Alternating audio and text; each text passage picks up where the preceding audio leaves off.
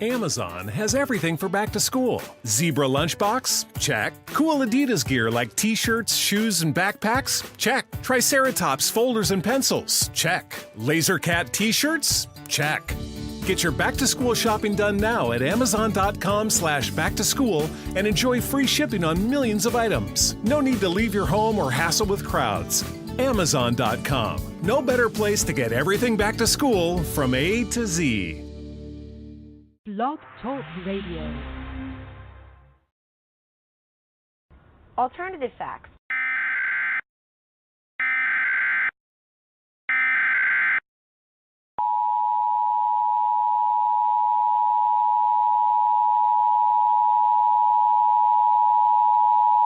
The following message is transmitted at the request of the United States government. At 12:07 a.m. Eastern Daylight Time, numerous unidentified objects of unknown intent and unknown origin were detected at high altitudes over multiple locations of Earth's outer space by the National Radio Astronomy Observatory, and these objects are presumed to be some form of controlled aircraft. It is not known if more of these aircraft will arrive, or if they will attempt entering Earth's atmosphere. United States citizens are encouraged to monitor local media outlets, as more updates will follow as information becomes available.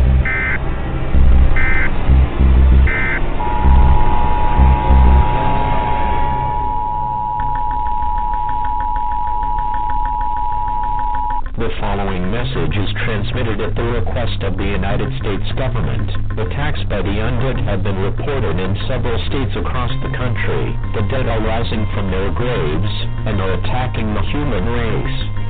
At this time, it is expected that more attacks of this nature will occur in several other states in the next few hours. The intent behind the attack is unknown at this time. He has been observed that a byte or exchange of fluids is a method of transmission. This is an extremely dangerous situation if they crave the taste of human flesh. It is not known whether this event will last for hours, days, or even longer. Stay calm, as authorities have been dispatched to deal with these creatures. An all-clear siren will be sounded when this situation is under control.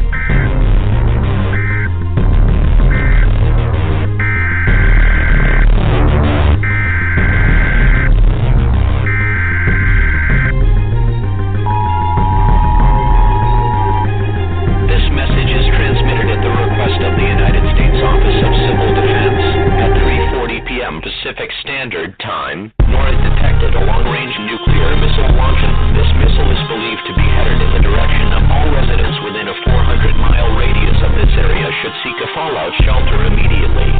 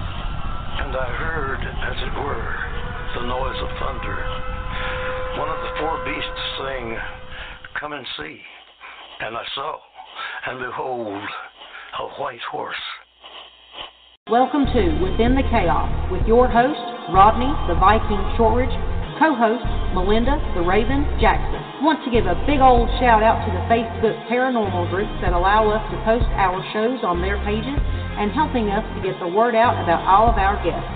Also, a shout out to the Connor sisters. Hats off to Misty and Ashley. They are the founders of SOS Sisters of Salem Paranormal Research Society and host of their podcast, Paranormal Party. You can find them on Facebook under Paranormal Party. If anyone would like to speak to Black Diamond Paranormal Society, BDPS, to discuss your paranormal question or issues, go to our website at blackdiamondps.org or email blackdiamondps@yahoo.com. As always, our services are free. Good evening, everyone, and thank you for joining us tonight. You can listen in by calling 516-387-1922, or you can go to the Vibe Radio Network website at blogtalkradio.com/Vibe Radio Network. For deep within the heart of the Appalachian Mountains, I'd like to welcome everyone and thank you for listening to Within the Chaos. My name is Rodney Shortridge, and I'll be your host tonight, along with my beautiful raven, Melinda Jackson. First off, I'd like to give a shout-out to my cousins up in Ohio, Jennifer and Joe Shortridge of 222 Paranormal. If you get a chance, check out their talk show. You can find them on Facebook under 222 Paranormal. And tonight, our special guests are paranormal investigator, researcher, palmist, and love advisor, Jennifer Woodward Proffitt, and oracle, medium, author, photographer, and paranormal investigator, Pat O'Keefe. So, Melinda, I guess you decided you couldn't live without me, and I want to welcome her back to the show. So how was your time away from the rod? It was sad. I missed you. Oh, I missed you too. We missed you, and we're glad to have you back. So I guess that'd be enough of that. Unless you got anything else you want to add. Unless you want to be all mushy. No, I don't go for the tearjerker. I'm too big for that. Everybody'd be like, "Oh my God, he's crying." Well, it's my honor to welcome our special guest tonight. Let's make sure it clicks the fuck over. Oh yes, it clicked over. It's my honor to welcome our special guests, Jennifer Woodward Proffitt and Pat O'Keefe. Hello, Jen and Pat, and thank you too for joining us tonight. It's an honor to have y'all on the show. It's an honor to be here. Thank you for having us. Oh, you're welcome. You're welcome. We'll start out. Well, first I'll start out and give everybody a little bit of history about me and Jen. We used to be lovers. No. Well, you used to be, Rodney. Oh. Dang. She's like, what's your name? We grew up together. She was my neighbor and went to school together and all that. And so it's kindred souls. Is that the right way to say that? That sounds good. Well, we'll start out with Jen and then Pat. You know, we'll just let y'all take turns on answering questions. So, Jen, can y'all tell us a little bit about yourselves? I had Pat in there. Yeah, a little bit. Well, Jen and I have been interested in the paranormal all of our lives from the time we were kids. Yeah. We were having experiences. We were raised a little differently. I'll speak a little about how I was raised and how, I became involved in this, and then Jen can talk about her experiences. But since I was a child, I would connect with discarnate souls, souls that were without a body, whether living or dead, and living, when we astral project, our souls, our spirits are outside of our body. So I have an ability to connect with that kind of energy, people who are in comas, that sort of energy, the missing. Those are the kinds of gifts that I have. Also, I'm a psychic, so I pick up on messages. And Rodney, you and I think we both got messages. Remember the gentleman that had disappeared in our region? And you had gotten a hold of me about that because we were both having the same vision, if I remember right, which is kind of interesting. Yeah. So I do missing people. Now, I only take on certain cases because those can be kind of overwhelming, and I never charge for a missing persons case. The other thing that I really love to do is past life. I'm able to pick up on people's past lives.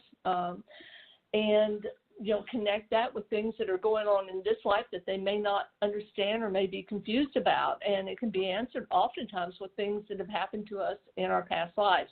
So with that, I'm going to pass the baton to Jen.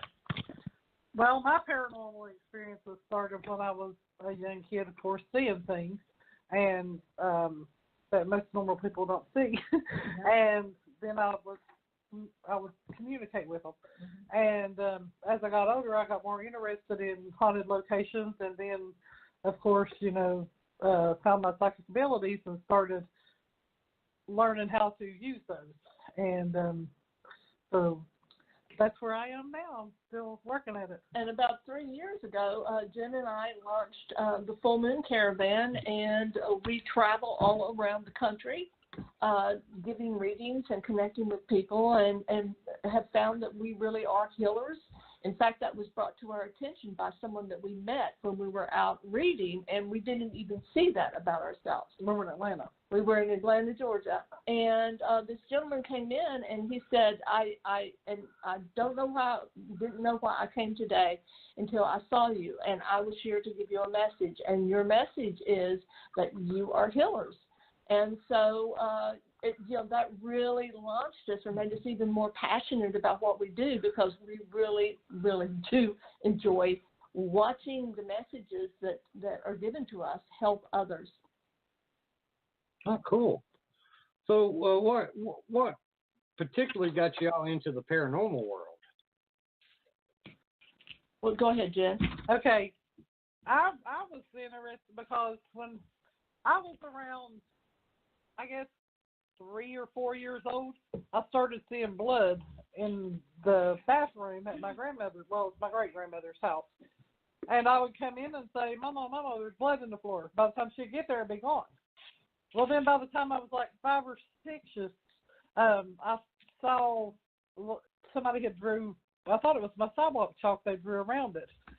And actually it was where, someone had shot themselves. My grandma said, that wasn't always the bathroom. It used to be your great-uncle Earl's bedroom, and that's where he shot himself. So the drawing that I was seeing around it wasn't my sidewalk chalk. It's where the police drew it off. And then shortly after that, in the same house, I saw a man with red eyes come through the door from the basement, and he stood at the foot of the bed.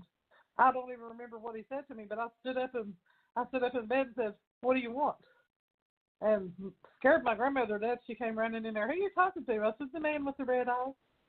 "What man with the red eyes?" I said, "He's in the basement." And so that just made me more and more interested.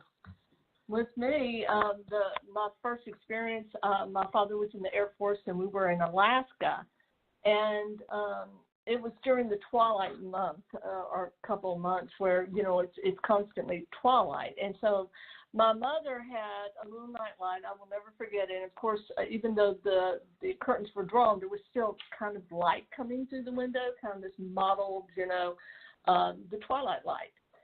And so I'm sitting there. It's about 4 a.m. because something woke me up, and I'm sitting, and I watch my mother float into the room, and then I watch her go over her body and then just settle down in her body. And the good thing about my upbringing is that my mother and my grandmother were both very talented psychics and mediums. And so I was able to ask questions and to find out more about this, and I wasn't dissuaded in my beliefs. And I was raised that, the universal energy, God, is greater than anything, and that we can't explain everything. And so for me, it was a family thing. I mean, I grew up reading Mysteries of the World because those are the books that my grandmother had in the house, and it was just natural for me, and I really feel blessed because of that. But that's how we got into it. Both of us had childhood experiences that have just kept with us, and this unquenchable desire to find out more, to understand more than what's in the corporeal world. It's not that we enjoy sleeping in dusty old houses with no power and snake skins everywhere. But, yeah, it's kind of fun, isn't it? Mm-hmm. Actually, we do enjoy that. Yeah, we did.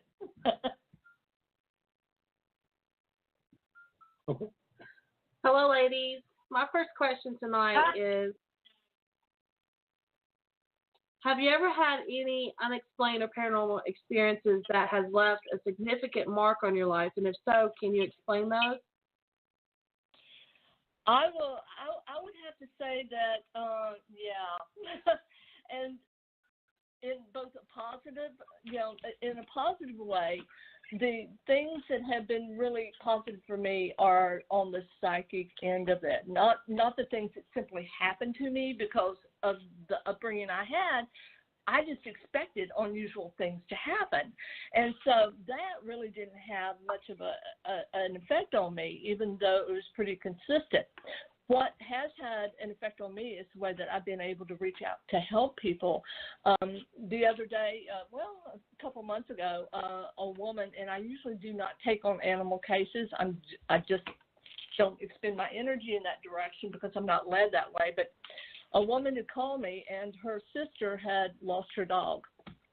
And I could feel immediately that to this sister, this dog was her baby. And so I told her, I said, listen, you think the dog went to the right, but it went to the left. And I told her that it was in the woods, that there was a restaurant there. I described the restaurant. And I said, he is showing me a yellow toy, and he wants you to remember it and that it's important. And so she said, well, he had some toys that were yellow. Of course, they're doing, when they do this, it's like, well, but what happened is that the next morning her sister was crying over her dog, and a yellow ball rolled off the shelf out of nowhere and bounced in front of her. And when that happened, it clicked that what I told her reminded her of an old restaurant that was, in the woods and down the road. And so she got in her car and she went there, and that dog was exactly where I saw it. I mean, and the description of the place was exactly as I had seen it. And what is really cool about that is that she was reunited with her child. I mean, it was that kind of love and energy. Another example, just real quick, and I'll turn it back over to Jen, is I did a reading probably a couple of years ago, and two examples. One was a young man came to me. I had read for his sister, and June, we were in Atlanta then too, I think. The young Cherokee man. Okay, and this was really unusual, although it's becoming more, I guess, common. One of the things I can do is pick up on foreign languages. And I have ADD, attention deficit, so I really have to pay attention, and often the spirit has to repeat it several times. But this young man had come to me because his sister insisted. I had read for her. And when he sat down, I immediately saw a Gulfstream trailer, the silver type of trailer. And I told him this, and I said, inside the trailer is a television and two armchairs, and I described them. And he said, that's my grandfather and my father. That's where they lived, and that they had the two chairs and the TV. And I said, grandfather is saying that you are not to follow the path of your father, that your father's path was a dishonorable path, that his path is the honorable one. He said, well, my grandfather was a shaman of our people, the Eastern Band of Cherokee. And then the gentleman was speaking in Cherokee. And, of course, I don't understand Cherokee because I am not Native American, and I had to listen. And he repeated the same couple of lines over and over. And so I looked at the young man, and I repeated the lines, and he started crying. Remember that, Jen? Oh, yeah, I do. And I looked at his sister, and I said, does this have meaning for him? And she said, oh, yeah. She said, you have no idea. Well, she drove back the next day. Yes, she did. And she drove back the next day, and she said, I want you to know that you have saved my brother. You have made this kind of impact on his life, that the message that you had given him is that he was following his father's path, and it was a dishonorable path. And she said, and it was. My father, our father had died of alcoholism, and he was on the same path. He was with bad people, but he has made a vow that he is to follow the grandfather's shamanistic path and reconnect with his roots. And, it was just a wonderful moment.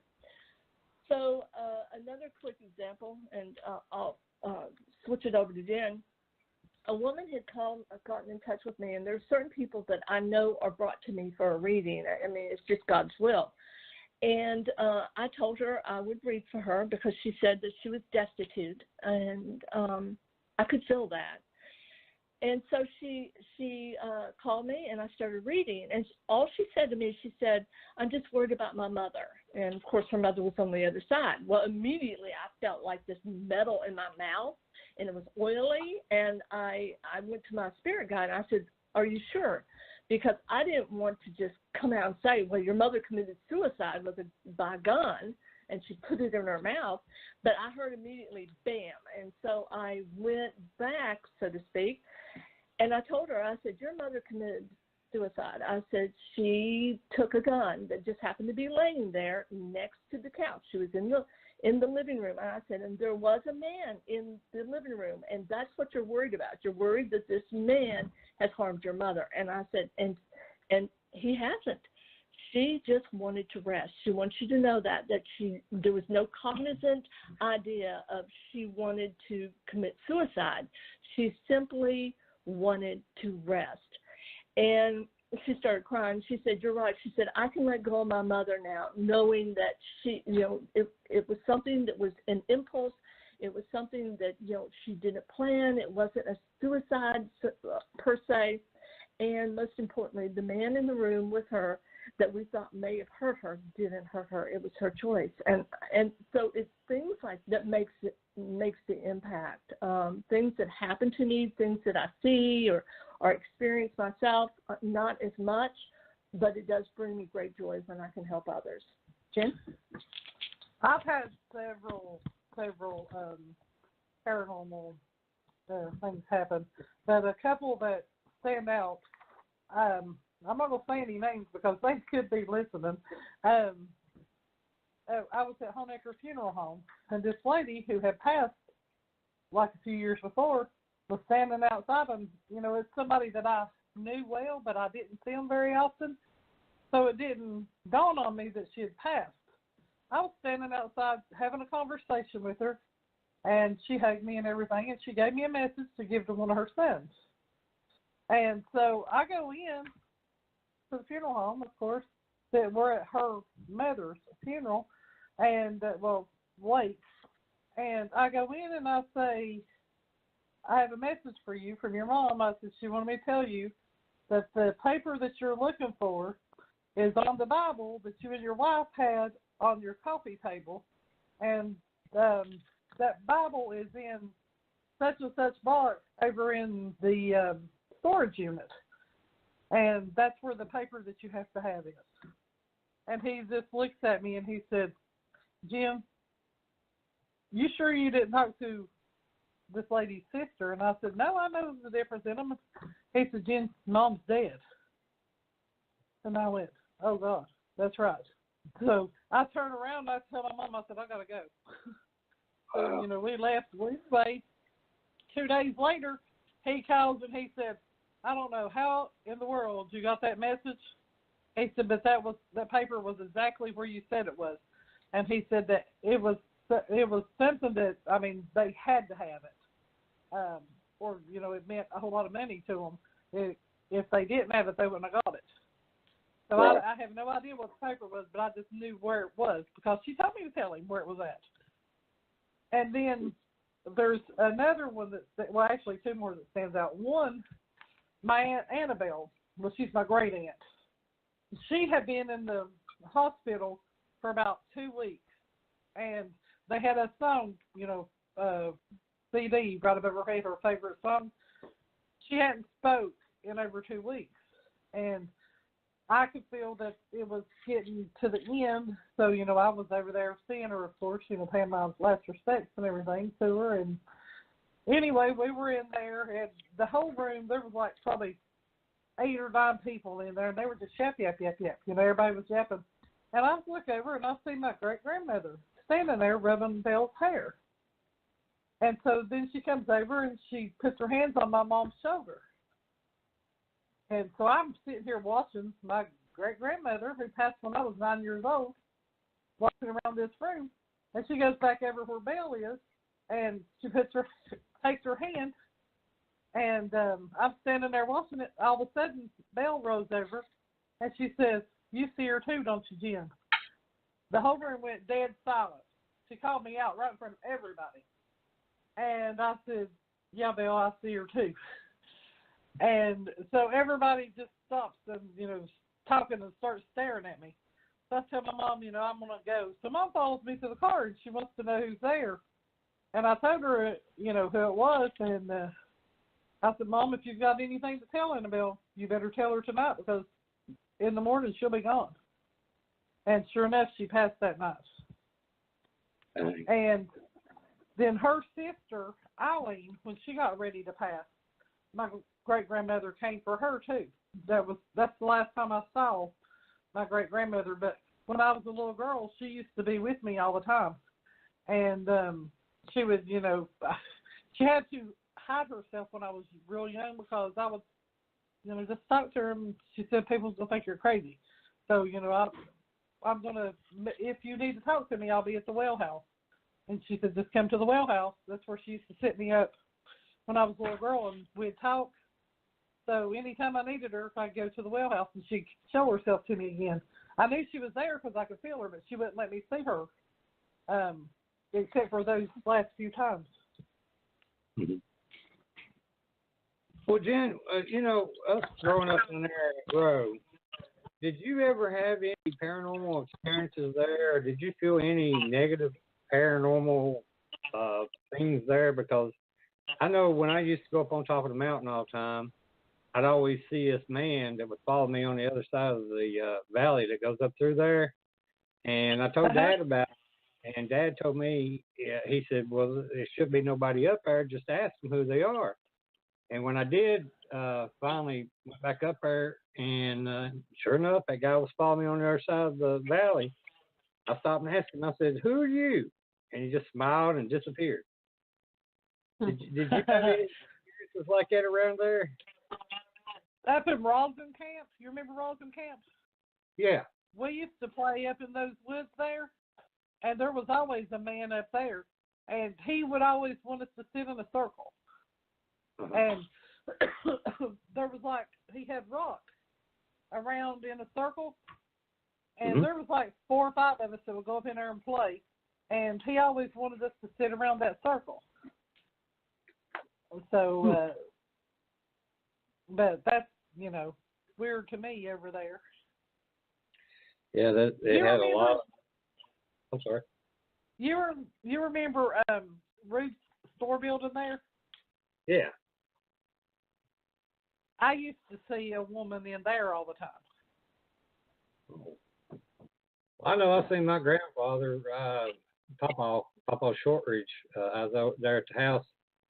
I was probably he died when I was about 8 years old, and I was probably about 12. And he just walked out of the damn bedroom and looked at me and smiled and walked into the kitchen. And what confirmed me that I seen what I saw was my uncle was in the kitchen, and he hollers out, Daddy. So I got the hell out of there. Well, Melinda, I think you're next. So how many investigations have you participated in within the years? Holy crap. We used to go every weekend. Every weekend, yeah. A couple of times. Yeah, usually 2 investigations a weekend. Yeah, so 500 over the years? Yeah, over a lifetime. Yeah, we've been in a lot of graveyards and old houses and private investigations of businesses and homes. And yeah, actually, we as much as we love that, we really do very little of it anymore because we approach it from a spiritual standpoint now. From the actual spirit itself and making a connection with the spirit. So, well, I did an investigation about 2 weeks ago. No, wait, it's more than that. Lexi just passed. About a month ago. Yeah. I did an investigation in Bristol about a month ago of the business, and we're going to her house because I think what she's seeing as the business is not coming from the business; it's coming from her house. I think it's more attached to her. Again, that's spirit talk. So the way that we begin to approach investigations is a little different than what we used to do. Right. We used to rely, or work much more with equipment, and equipment mattered more, and it really doesn't matter as much now. Now we have to have a voice recorder, a camera and a video transmedium. camera. And you know who said that was Dr. Hans Holzer. He said that those were the three things that you needed for a good investigation. Right. I So, will you know, tell you. I'm sorry, go ahead. No, I was going to tell you something interesting. I'm a transmedium, which means I'm often channeled. And my husband and I, because this is relevant, my husband and I were driving through Abington, and I looked over, and I see this woman on the sidewalk. You know, the Ferris Funeral Home, the brick part, not the white part at the top of the hill, the white building, but where the crematorium and everything is at the bottom, the brick building. So yeah. I look over and I see this woman, and she's got this stuff all over her face, like scars and cuts, but they're not bleeding. They're like dark, and then there's it looks like small branches that are embedded in her face. And I look over at her, and I asked my husband, I said, "Honey, do you see that woman?" And he said, "What woman?" And so I knew, she was just so solid. Some spirits come across as very solid, like they're human here today in the corporal world, and then some are all the way to just energy, where you connect and you see it with the third eye. But the reason I mention this, I went in about a couple weeks later, and I knocked on the door of the Ferris Funeral door. And a little, dark-haired undertaker, I wish I could remember his name, but he answered the door. And I said, "Listen, I'm a psychic medium." And to be honest, I thought he'd toss me out, but I said, "I'm a psychic medium, and I've seen this woman on your sidewalk, and I feel that she's attached to, this building, and that she was attached because she was brought here." And he said, "Oh, my gosh." He said, "Wait a second, I want you to meet," I guess it's the owner of Ferris Funeral Home, an older gentleman. So he brings me in. I start talking to this gentleman, and honestly, I was surprised at how open. I thought that, they would be very closed down. Some people are, some people aren't, no matter what your trade is. But he was very open. And when I described the woman, I described her hair, what she had on, what, the condition of her face. And he said, I'm pretty sure I know who it was. And he said she really was a side case, and it was someone who had literally died in a ditch. She had died in a ditch. So when they brought her in, she had these little branches that had been embedded in her face. And when she'd fallen, she'd had cut several places in her face. And so when she brought in, obviously, it was dark, and that's what I was seeing. I wasn't seeing like red blood. I was seeing dark, and that's the condition that she was in. So that was really sad. But,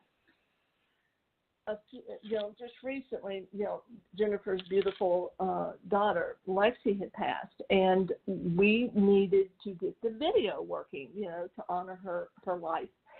And so I went with one of the people who worked for Ferris back. I didn't even realize it was Ferris.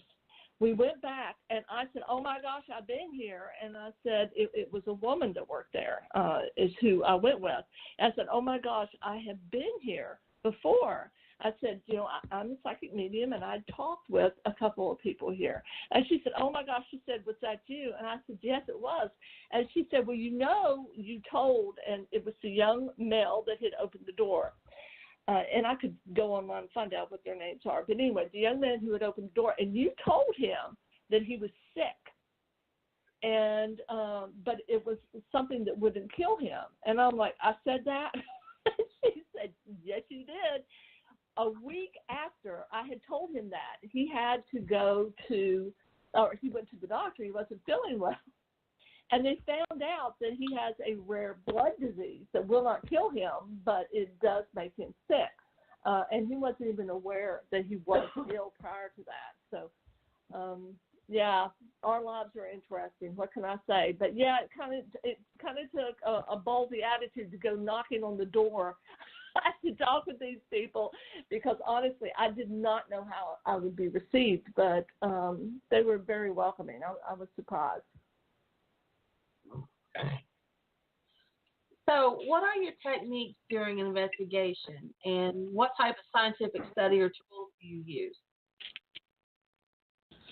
Well, we have used everything from the Ovilus, K2 meters, of course, voice recorders, cameras, video cameras, what's some of our other equipment? Frank's box. Light grids. Light grids. I mean, we've used it all. Yeah. We have thousands of dollars. Oh, my God. I got to tell you about that thousands of dollars.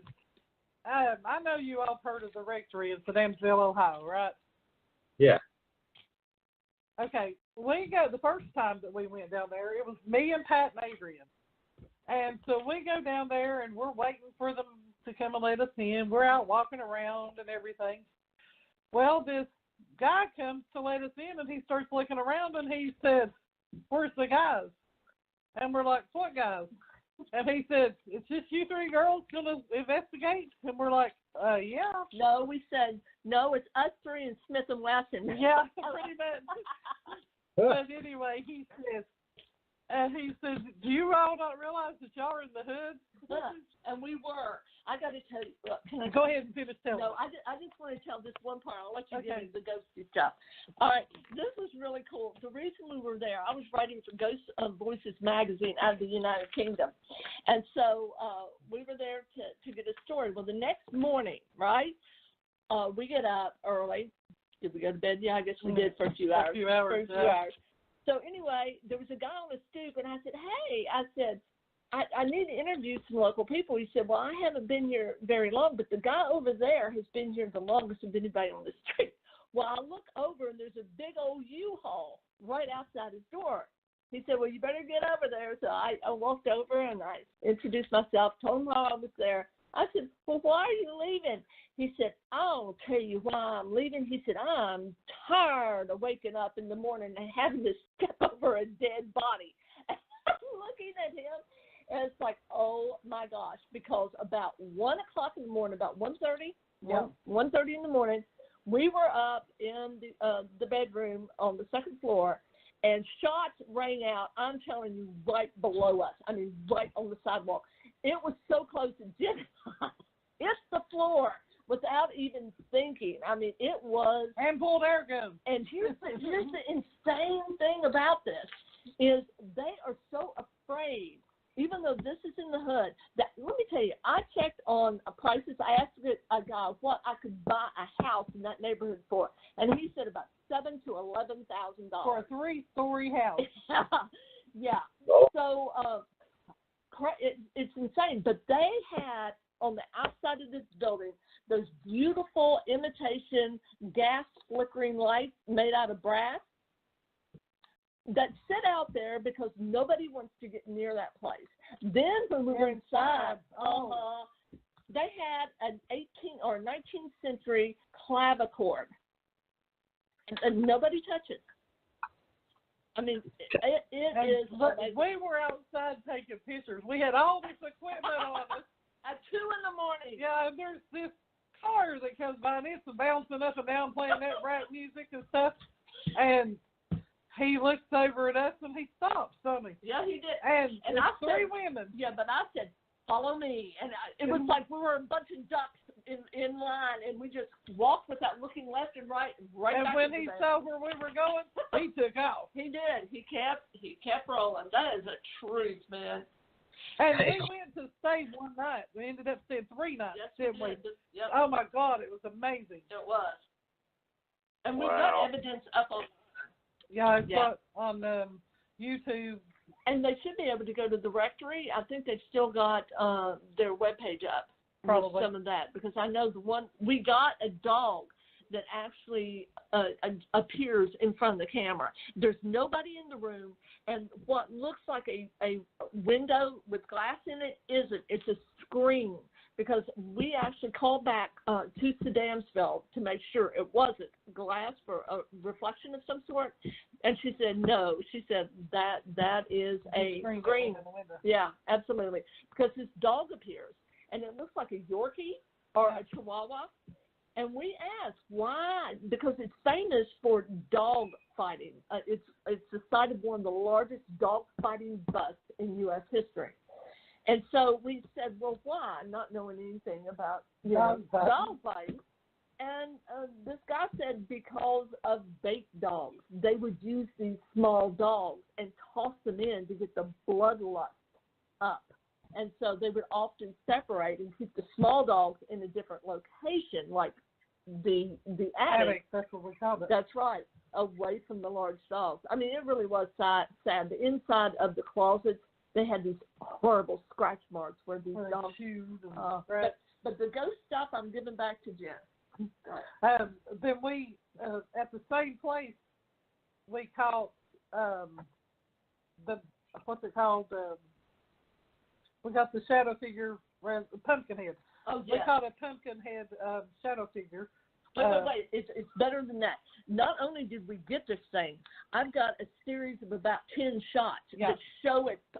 It's forming. Actually, yes, forming. I've never seen that before. And it actually starts out as a pool of darkness on the stairs. And then he rises. He does. He literally rises up. And I took this series of photographs. You know who Hal Brainerd is, don't you?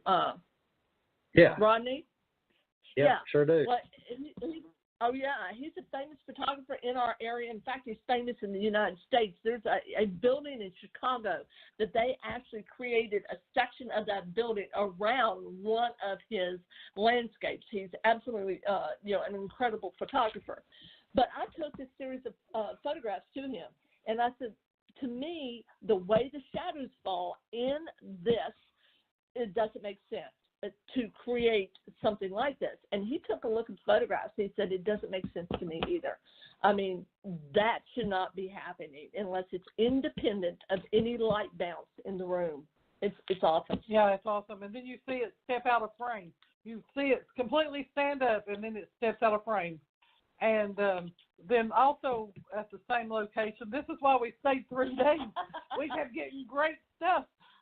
We thought it was a scream at first, but it turned out it was a dog howling. Now, we didn't know anything about the dog fighting, ring, and you can hear it, online, of course.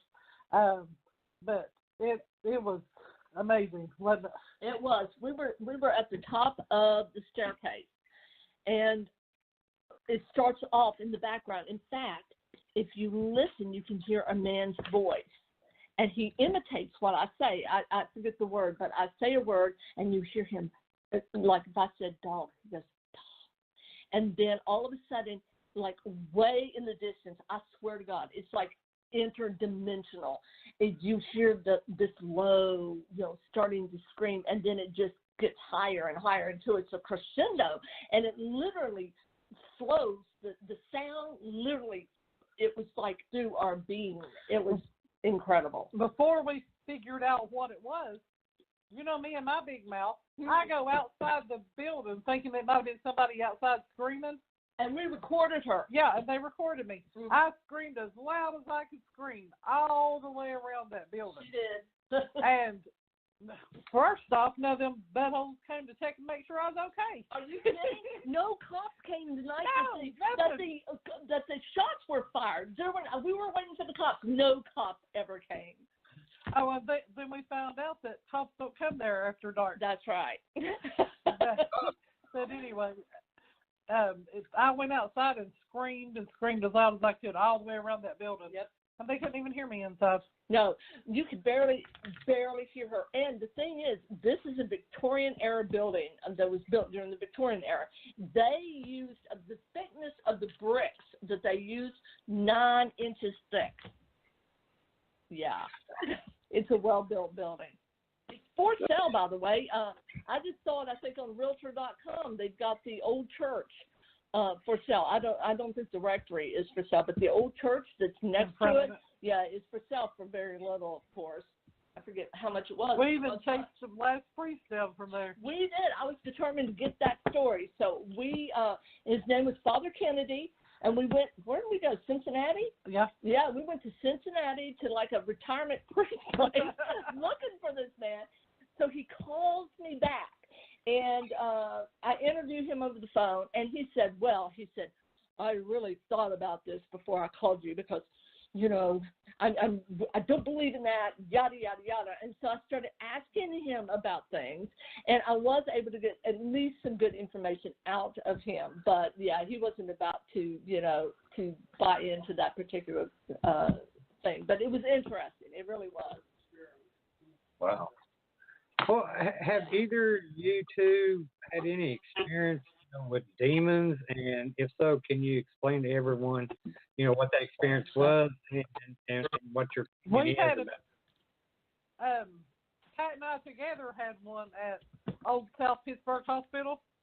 There was just the two of us there, and we had the whole building to ourselves. What room number was that? 307. 307. We were up in 307, and I'd set the video camera up, and I sat down on the floor because I didn't want to make any noise, for the voice recorder. And Pat's snapping pictures. Was I snapping pictures? No, I was snapping pictures. She was snapping pictures.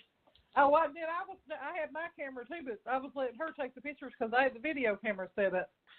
And all of a sudden, Pat starts jumping around. Well, I wasn't jumping around. What I did, I got jerked out of frame. I'm standing there, and I've got a backpack on. The only thing I've got in that is, a couple of lenses. It's probably 5-6 pounds max, the whole thing. All of a sudden, man, it was like this kid grabbed my backpack and grabbed it and then put their legs up. You know how children will do? And it threw me off balance because it was like 45 pounds was suddenly and I was trying to take a picture, and where it threw her off balance, she was moving. I kept saying, "Stand still, get in front of the camera." I love this. So I'm looking towards the door, and I see this black mist outside the door. It hasn't come in yet, and I knew this was a child. I felt it, and I said, "Honey," I said, "you've got to get off my back." I said, "You're just too heavy," and all of a sudden, boom, gone. Well, I'm looking at that door, and there's this mist, and it's darker than dark, and it is coming right at me. And all of a sudden, it's like acid has been poured across my back in 3 different places, like 3, like scratches. Yeah, scratches. And it's getting worse and worse. It's like battery acid. You know how it kind of goes and burns you layer by layer? That's what it felt like. And I looked at Jen. I said, "Jen, I have to leave this room, and I have to leave now." And I said, "Get our stuff." And so she grabbed the camera, and we took off, went downstairs, and we have a photograph she took of my back. And I didn't stay long enough till it became horrible, but I had 3 welts across my back all the way across. And, from like the left hip all the way to the right shoulder. And then we were talking that same night. Oh, yeah, the disembodied voice. Mm-hmm. What they had made us a room in there before they had left. They put 2 little beds and then a nightstand between us. Mm-hmm. And so I had already laid down, and Pat was getting ready to lay down, and we were just yapping. All of a sudden, this voice speaks over top of us. I raised up and I said, "That wasn't me." Pat said, "It wasn't me either." It was like loud. But that place is very dark, and they've actually had EVPs. If you and I'll tell you another story real quick, but EVPs, they call them the surgeon. I mean, it's this very negative energy. And you can hear him telling the other spirits, "Shut up, don't speak to them." And it's just as loud as you or I speaking. And so it's really interesting. I will tell you, I was invited to be the last photographer in that place. And I'm sure there'll be others that probably break in and that sort of thing. But I was really lucky. I was able to get some incredible shots. And I'm going to start working on a book about Old South Pittsburgh Hospital. That's going to be one of my next projects. I was able to shoot there about 4 different times. And hopefully we'll be able to do that, finish that project in the next year or so. But go ahead. Now, when we had Haunt Paranormal, that's before we became DOA combined with our sister team. See, this is how we started out. I had Haunt Paranormal. She had Ghost Riders. So we became best friends, so we started doing our investigations together as sister teams. So then we decided we would just make one team, DOA. And so anyway, when I was still Haunt, I got called in to do this investigation of this house in Bristol, as out on Bristol Caverns Highway. Anyway, when I went out there, I took the team and everything, we went out there, and this woman was telling us about this figure with like a goat head with horns and stuff on it. And anyway, she kept telling me, about all this stuff. And anyway, we ended up, we were investigating. And I told him, I said, don't plan on staying very long because if it gets very active, we're out of here. And I said, we'll call in a demonologist. I said, because, I don't want to get nobody on my team hurt. Anyway, so we're sitting there, and I'm interviewing her, and I find out that she had married this man who was a Satanist. And anyway, supposedly they had gave their firstborn to Satan as offering, and he was becoming of age that he was to take his what they sold him into. And anyway, the husband was supposed to have killed this woman, according to the way that they had told us the story, later, but he couldn't. And so then when the son was supposed to be going over to what they sold him into, this demon kept showing up. Well, when we were interviewing, of course, I had went and got holy water. And, of course, we have our sage and our salt and, all the goodies. But anyway, they were slinging that holy water, and you could, because we couldn't see it, but she could. So we would sling the water where she would say it is, and it would go like it was hot, and it was burning it or whatever. So anyway, we went out of there, and I called in a demonologist. Yeah, we don't claim to be spiritual warriors. That was enough for me. So, I called in a demonologist, and he said, well, would you like to come over? I was like, no, thank you. Let me know what happened. Yeah. Let me tell you the worst encounter I've ever had with negative energy. And, with every experience that we have, there's lessons to be learned, and that includes our entire lives. I mean, every turn, every step really is a lesson to be learned from. Well, this young man got a hold of me on Facebook, and he said, what can you tell me about myself? I understand you're a psychic.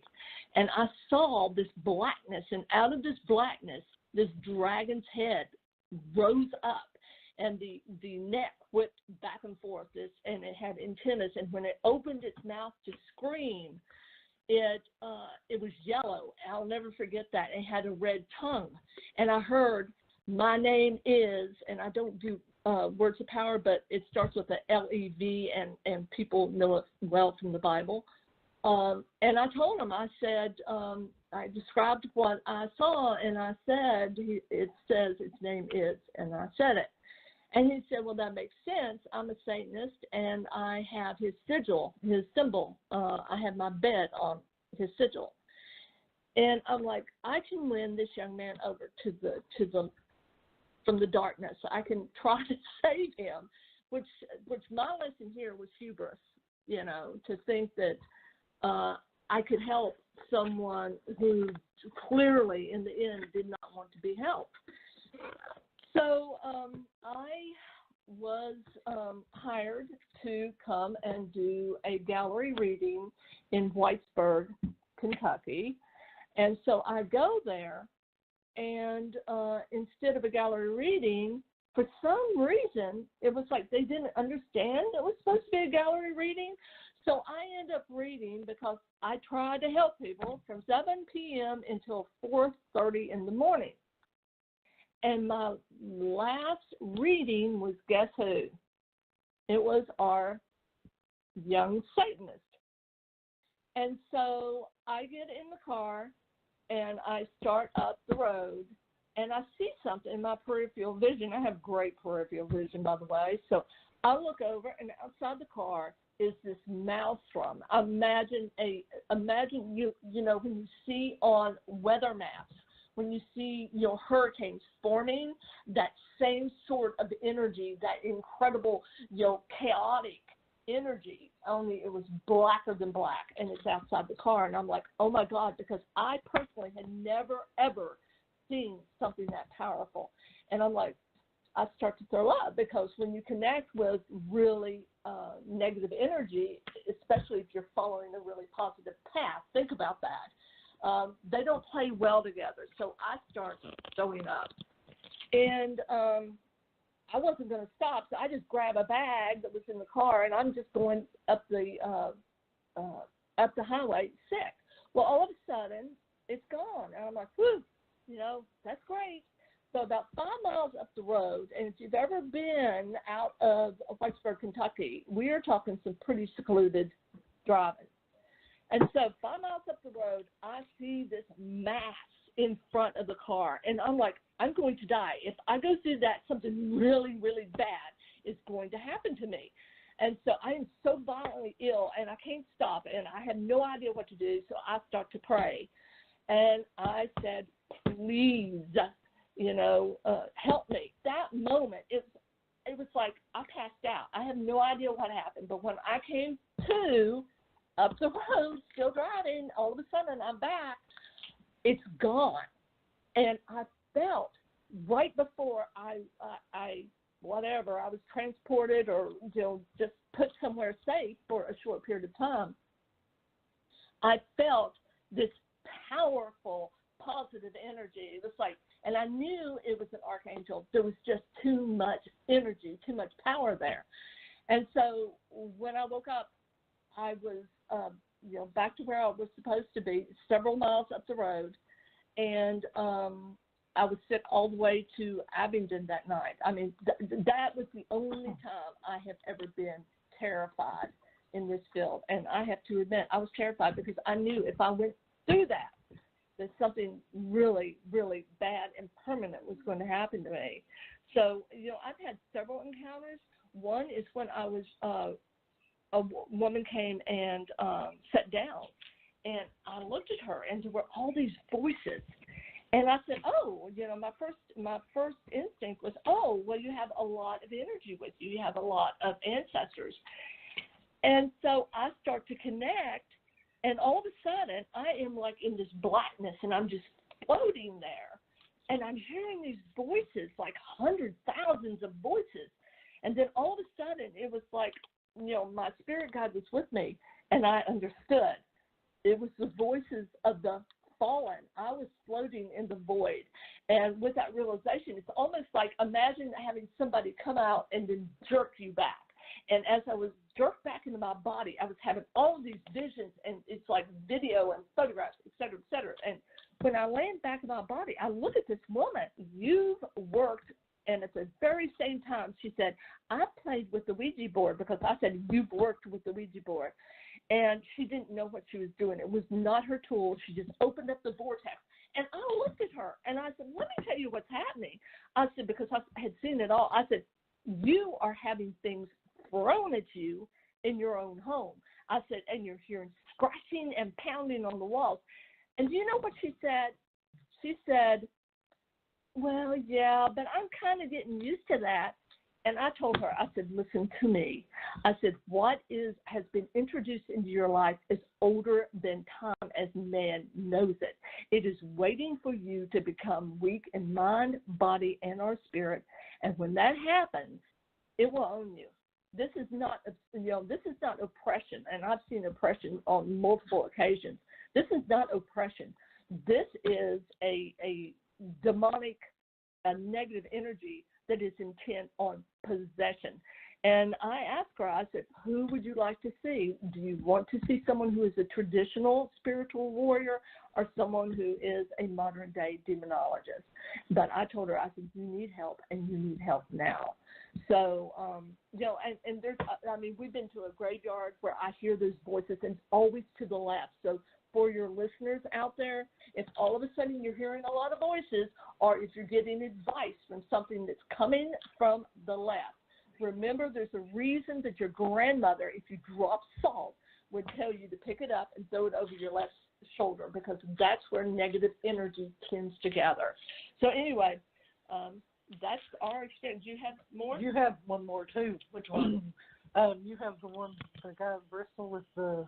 I need to talk about him. Okay, never mind. Scratch that. She don't want to tell about that one. Anyway, I got choked one time, and it was freaking awesome. It always happens to everybody but me. And I'm like, I want to feel it. But anyway, we were at this place in Knoxville, and it was an old sanitarium, and it had originally been a jail. But anyway, we were walking around, and investigating and everything, and I was like really tired, and I was trying to block everything out. So this guy was trying to talk to me, and I wasn't listening, obviously. So to choke me, and he's choking me, and I'm thinking, oh my God, this is awesome. So when it was over, anyway, I started listening to him, and he was trying to tell me that he had got hung. Somebody had hung him in the jail when it was a jail. But I wasn't listening, so he decided he had to choke me. So that was pretty cool. I will tell you, your listeners right now, I avoid negative energy. I know when it is present, and we do know we have people that we can contact to help you. But as far as going in as Billy Badasses, as they would say, to clear that sort of energy, we leave that. That to the Honestly, yeah, I went to my spirit guide when I was trying to help that young man, and I did ask, is this the path I'm to take? And I was told in no certain terms that it's not my path.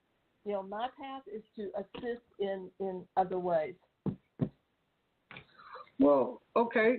What is your opinion on what a ghost, could be? And also, what is your opinion on why these ghosts or spirits still linger and not move on?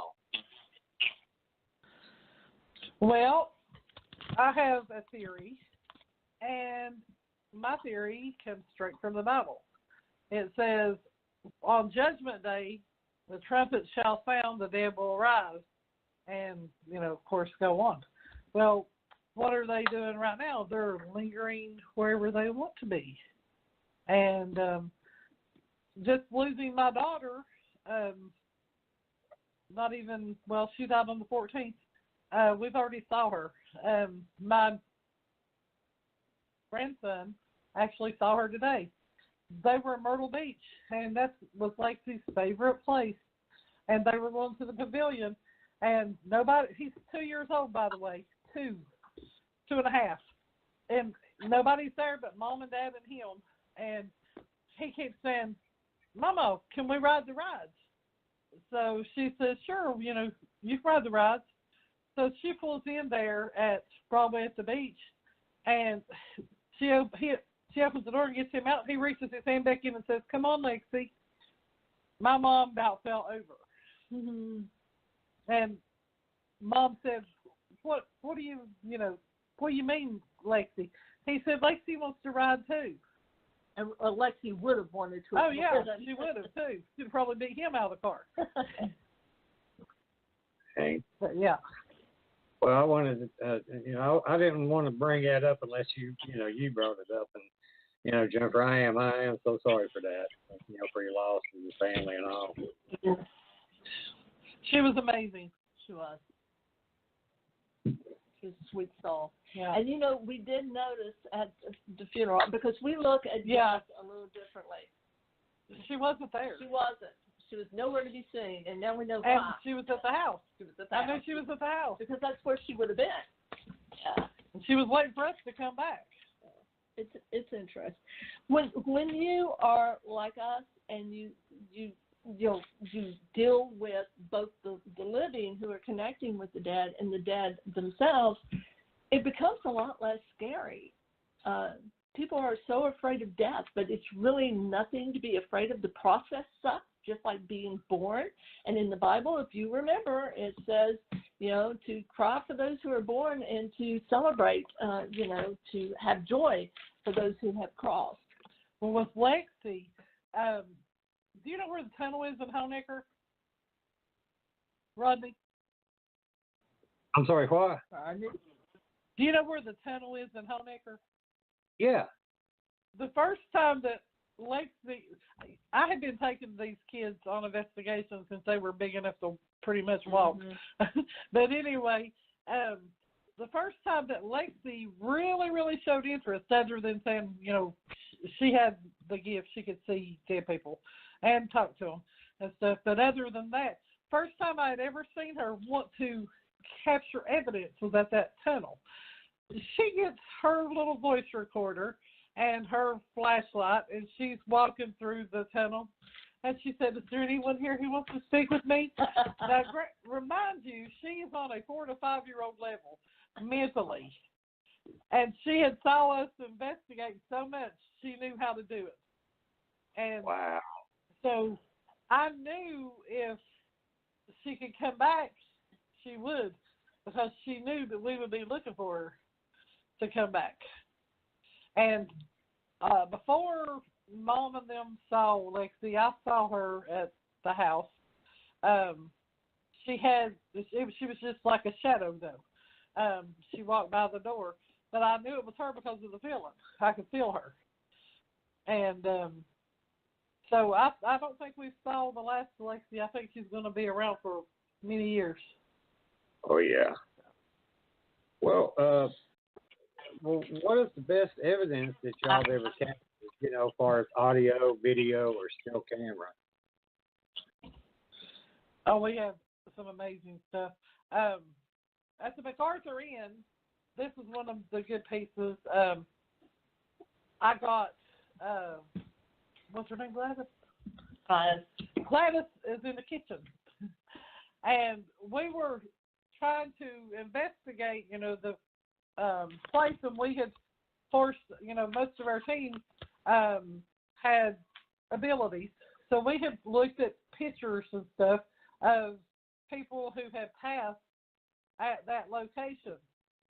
I had separated out the psychics from the team and put them at different tables and gave them different books. Every one of the psychics pulled the same couple.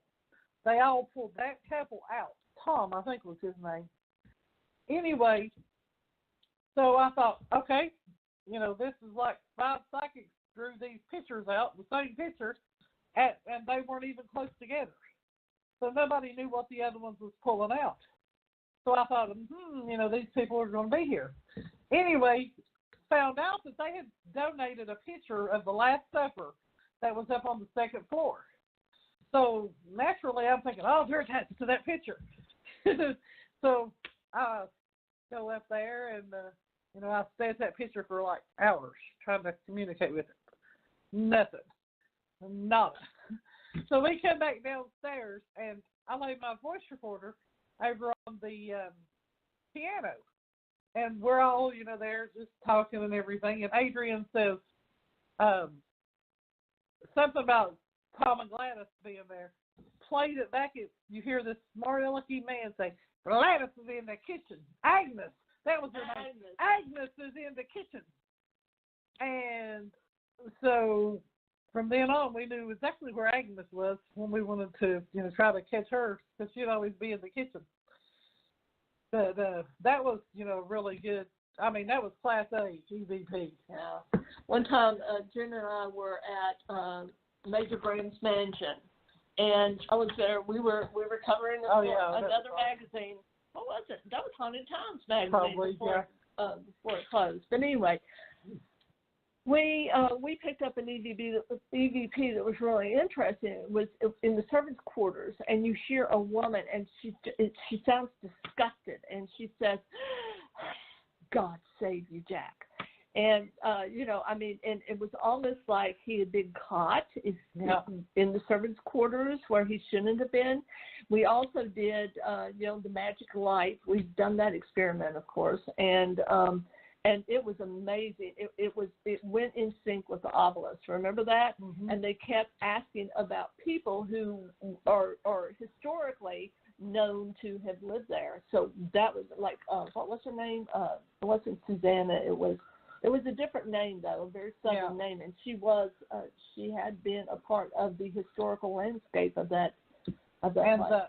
The owner, the master, he had affairs with some of the slaves that came out too. And that's an interesting location for those who may not have had an opportunity to go there. They do offer, I think, investigation still. One of the most interesting places I think that I've been is St. Albans Sanatorium. Yeah. And one of the most interesting things, unfortunately, Jim wasn't with me on this one, but we had a time shift, a dimensional shift that happened. And I have two witnesses to this, Megan Bizarre, my daughter, and then Scarlett McGrady, which is a friend and a fellow investigator who was with us that day. We were going to an area of St. Albans called the Birdcage. And so we go up the steps. And now remember, I wrote the book about St. Albans. I know St. Albans. And so we go up the stairs. And as soon as we go up the stairs, it's an early September day. It's very warm outside in the high 70s. And all of a sudden, Scarlett says, "Oh, my God, you can see our breath." And we were breathing, you could see our breath like it was, 30 degrees in there. And then I'm like looking over. I turned to the left to where the hallway is supposed to be, to the birdcage. There is no hallway. There's no hallway. So my brain, because it's hard to, connect things, although automatically I said, oh, my God, I think we have a dimensional time shift here because there's no hallway. I was so freaked out or, trying to put this together that I actually put my hand on the wall and walked all the way down to the end because I'm like, I know it's in there somewhere if I just put my hand on the wall. Solid as a rock. We are talking an old Victorian. This was built at the end of the Victorian age. Again, another very well-structured brick monolith, and there's no hallway. So we're like, okay, let's go down to the classroom. They actually have a classroom because at the very beginning of its history, it was a Lutheran boys' school. So, in order to trigger, it's a trigger subject, they have a room that has been decorated to look like it would have looked during the time that it did serve as the boys' room. So we go in, we sit down, we do a couple of EVP sessions, come back out, and Scarlett, who is a human barometer, said, "Oh my God, it's warm in here." And I'm like, "Oh my God, I know the hallway is back." And I look down, and where it's an old Victorian, structure, it's got that beautiful wood that when they put it around a door frame or a hallway frame, it stands out inches. And so I look down the hallway, and there it is. I'm like, oh my God. So I go running down the hallway, and I'm staring at this because it is Victorian. It's a huge opening. And I'm like, wow, it's back. And so I said, well, go on down to the birdcage. Now, the birdcage is an outside area that has wiring all around it, top, sides, to keep people from throwing themselves off the roof of the building in a suicide attempt. But Scarlett went and go. She said, oh, my God, I am not walking down the hallway. She said, what would happen if the time shift, time-dimensional space shift happened if we were on the other side? I don't think it would happen. I honestly have my own theories about that sort of thing. But anyway, I got in touch with Shelley, and I wish I could remember. I think her last name used to be Music, but Shelley, who is one of the historians of St. Albans. And I asked her, because I had a hunch about this, I said, Shelley, I said, was the hallway always a part of St. Albans? And she said, no, Pat, the original building did not have the hallway, nor did it have the birdcage. That was built in 1916 after Dr. King bought the building to begin or to launch St. Albans Sanatorium. So that was its second incarnation, was as a sanatorium. So that was fabulous. Now, it would be a great story, but it's a fantastic story because we're not the only ones that this has happened to. It happened to a group called ESP. They used to call themselves ESP out of Florida. One of the, I think one of the members was a surgeon. He recently passed. So he was a surgeon. Another one was a librarian. Another one worked in the emergency room, I think Tampa Hospital or somewhere like that. So these are all professionals in the medical profession. They do not panic easy. The same thing happened to them downstairs. They were getting ready to go that evening. They looked for the door. There was no door. They did the same thing I had done. They put their hand on the wall and walked around that thing 3 times before all of a sudden that door was there. I mean, so it's happened not just once, but twice that we know of, and possibly more. I mean, it's a fabulous place. Another story about St. Albans is I was in this room. I'm one of these that, I tell everybody else they have to keep somebody with them, but I do better by myself. I kind of sneak off sometimes. And I was in this room investigating, and I backed up against the wall, and I felt this little hand give me a shove forward. And I thought, oh, my God, that's awesome. So about that time, I hear Pat coming down the hall. She's talking, and so I came out, and I said, Pat, can you come in here a second? She said, yeah. I said, stand over against that wall right there. 18 inches from the wall. Yeah, 18 inches. Yeah, I said, stand about 18 inches from that wall. And she did, and she says, what was that? She said, that was a kid. And what's really sad about that, though, is we had this experience with a child in the room, not his room or the room that he had been given, but the room of the man who was accused of actually killing this child, who was accused of being a pedophile. That's what was heartbreaking about this, is he was pushing us off. He was pushing us away. Yeah. And that will forever haunt me. Wow. Melinda, I think you got a question. I do have a question. So what is the strangest and the weirdest case you've ever investigated? Think about that one. All right. Both of them. Almost on 16. You know, as far as the weirdest case, to me, are it's not the dead. I mean, the dead, we live we feel their essence, et cetera, et cetera. To me, that's not the weird. You know what the weirdest is? It's dealing with crazy live people. Exactly. Oh my God! You know what I'm talking about, don't you? Yes, I do. Yes, that's the reason why we asked that question. People that do investigating, I just want to know if they've got that weird case of that person they got to deal with, and what do they have to do? You tell them about the one that was. When Jen has got a doozy, and I am so sorry I missed this one just for the. I mean, it's like telling people you got the big fish. She's got the big fish. A weird story dealing with a client. This guy, he looks like he was in his early 20s. Well, I thought it was his mother, but it was his wife, was like late 50s, early 60s. So we go to their house to investigate. All of a sudden, this guy gets down on the ground and is walking like he's possessed and everything. And he keeps doing this shit. And it's fake. Excuse my language. Sorry, but beep. You can tell us on here at my show. Come on, you can tell. But anyway, he's acting stupid, and he's an act.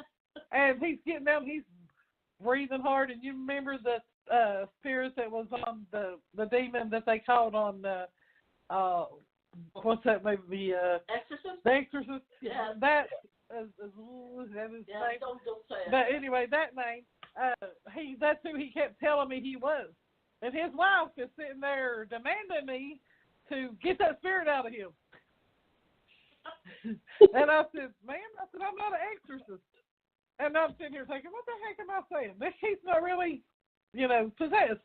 I can exorcise this little bastard. So I drag out the holy water and the salt and all this stuff, and I have them saging. There's 3 other investigators with me. I have them saging and everything, and I'm like, give me the holy water and the salt. So I'm dashing him with the holy water, and he's saying, like it's killing him. And so the next time he opens his mouth, I take a handful of that salt and throw it right in his mouth. It didn't take but just a second, so he was cured. Yeah. Wow. Yeah, it was awesome.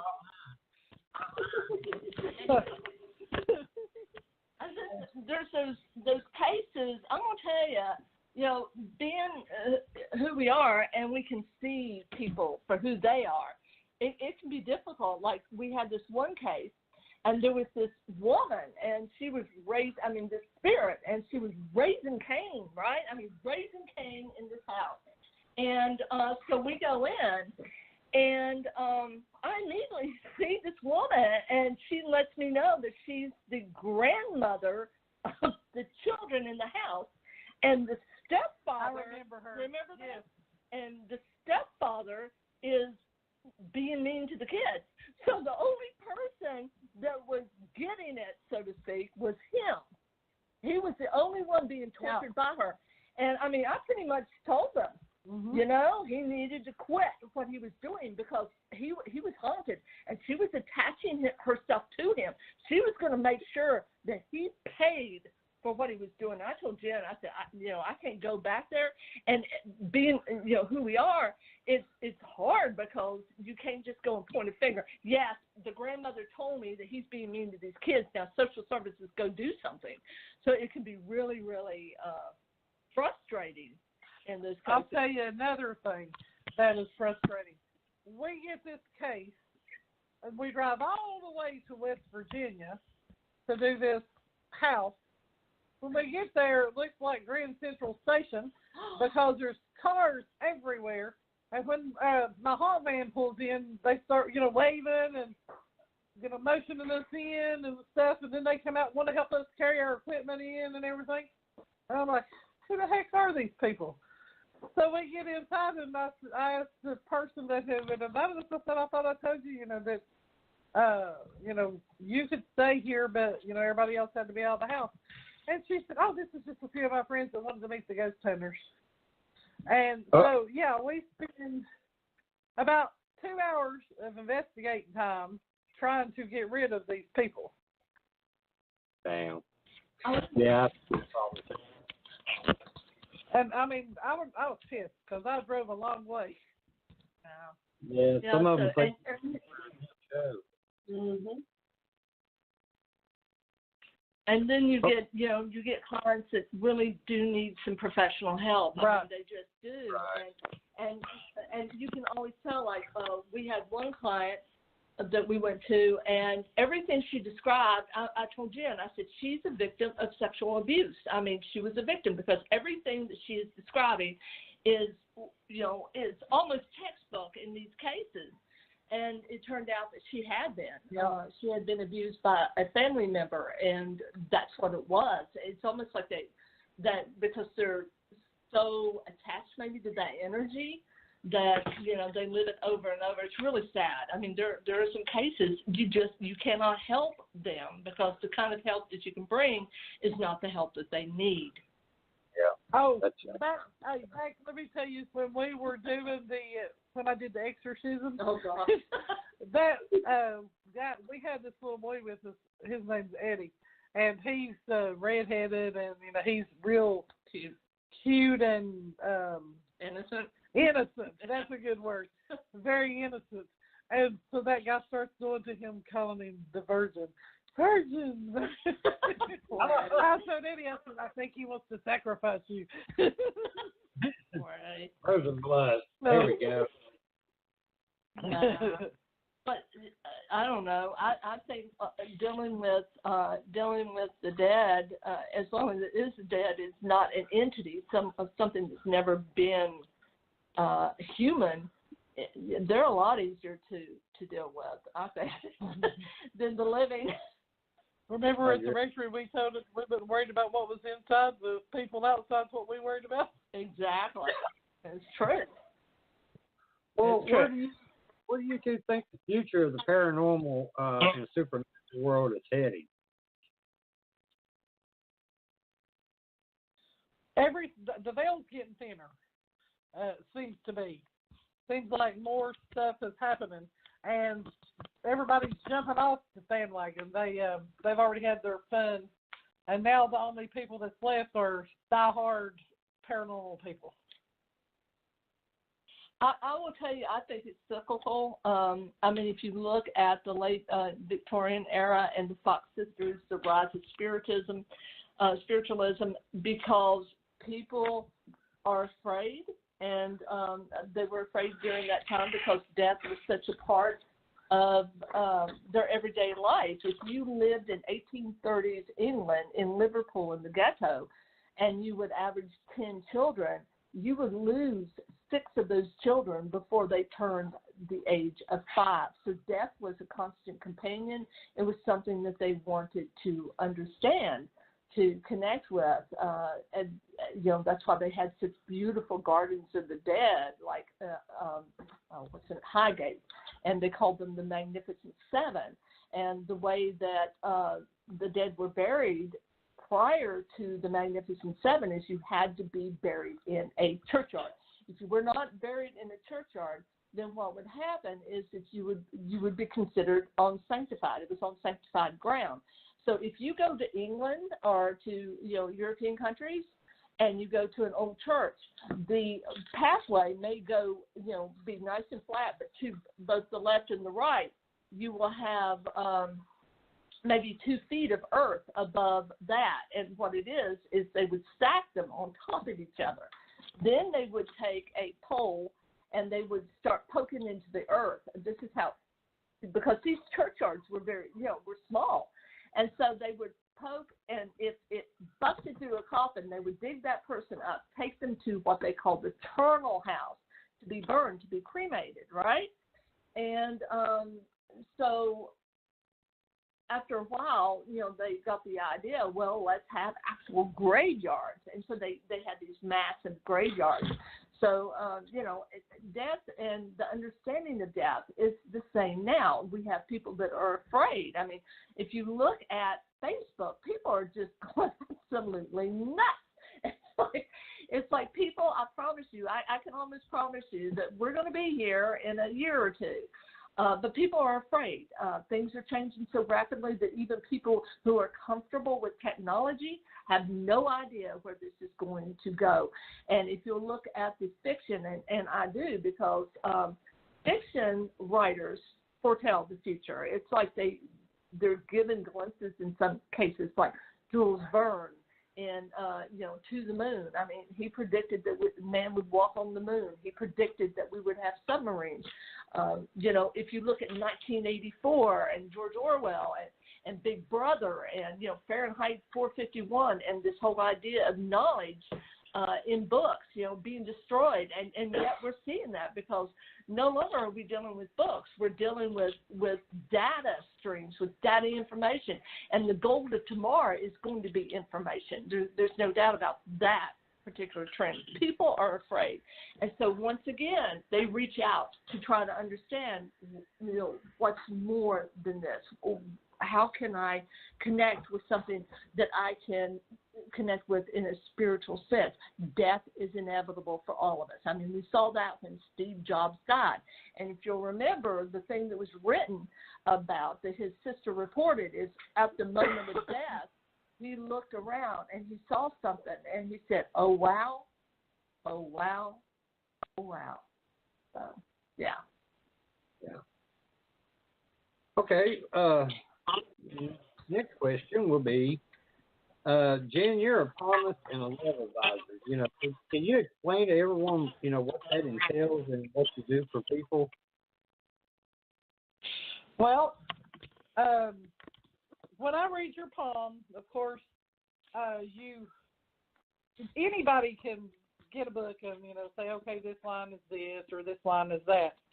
When I'm reading your palm, I feel your hand, and I can tell you certain things that your lines don't tell you. Palmistry is supposed to be the only scientific, psychic way of telling the future and past, yada, yada, yada. But I don't read like the normal person reads. I read the lines like they do, but sometimes I get messages from when I'm rubbing your hands and rubbing that line. It'll tell me, certain things that the normal palmist doesn't get. And love advisors, the reason that I do the love advice is because 90% of the women that I read, well, about 40% of the men, they want to know about their love life. So I try to go ahead and pick up on their love life to start with, so then I can get on to the other stuff.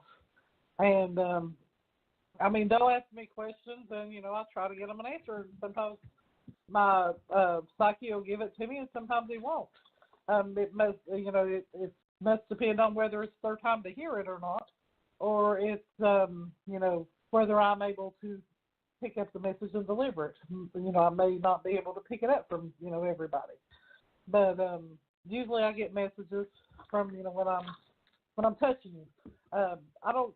Pat is totally different. Pat, hers is she has the psychic. She has the ability to. She's a medium, of course. She has talked to dead people and stuff. When I was younger, I talked to dead people more than I do now. Now I get, it's like I have a spirit guide that gives me the messages. And you know, sometimes I don't have to touch you to get them. Sometimes I do. But when I can read lines, I can read a line from a picture of your palm. Now, I may not get the same messages I would if I was there talking to you in person, and where I could, you know, feel your energy and whatever. But I can read your palm just from a picture. Wow. Mine is a little different, where Jen, you know, is connecting with energy in one way. I'm connecting with energy in another. I have a spirit guide, and I will get messages for someone from that spirit guide. I will tell you that I cannot lie to you to spare your feelings. I had a woman sit down once. We call her the Reaper. Yeah, they do, but it's just because people cry in a good way. But I had this one woman sit down, and she was probably in her early 60s, and she looked at me and she said, "Will I ever find love?" And all of a sudden, I tell her, "Your mother's here." She said, "Oh, no." I said, and I went right through it. I said, "You had a man." I said, "And you messed around on him, and you ruined that marriage." I said, "You got another man. You did the same thing to him." I said, "You've got 2 kids." I said, "They don't even speak with you. Your mother's here today to tell you that you need to make amends. You need to connect with these people because you are running out of time." She wants you to know that. So I can't pull any punches. I mean, you know, it's really blunt. And when I do, sometimes I'm channeled, and I don't like that. And channeling, when it happens, it's when spirit overtakes you. I had this, remember, Jim, this was at the Star Museum when I was doing a public reading there. This man came in. He was one of several. Oh, yeah. Oh. And so I'm reading auras. I can see auras. And most people can't, honestly. It's something that is easily learned. So I'm reading auras, and all of a sudden I look at this man, and there's nothing around him but gray and black. He is near death. I'm looking at him, and he said, "Well, what about me, little lady?" And I said, "Sir," I said, I'm seeing dark blue, and this is what dark blue means." He looked at me, and he said, "That doesn't sound like me." And all of a sudden, they said my face just went blank. And I looked at him, and I said, "I'm sorry, but you're going to die." And I heard it when everybody else heard it. And I was like, oh.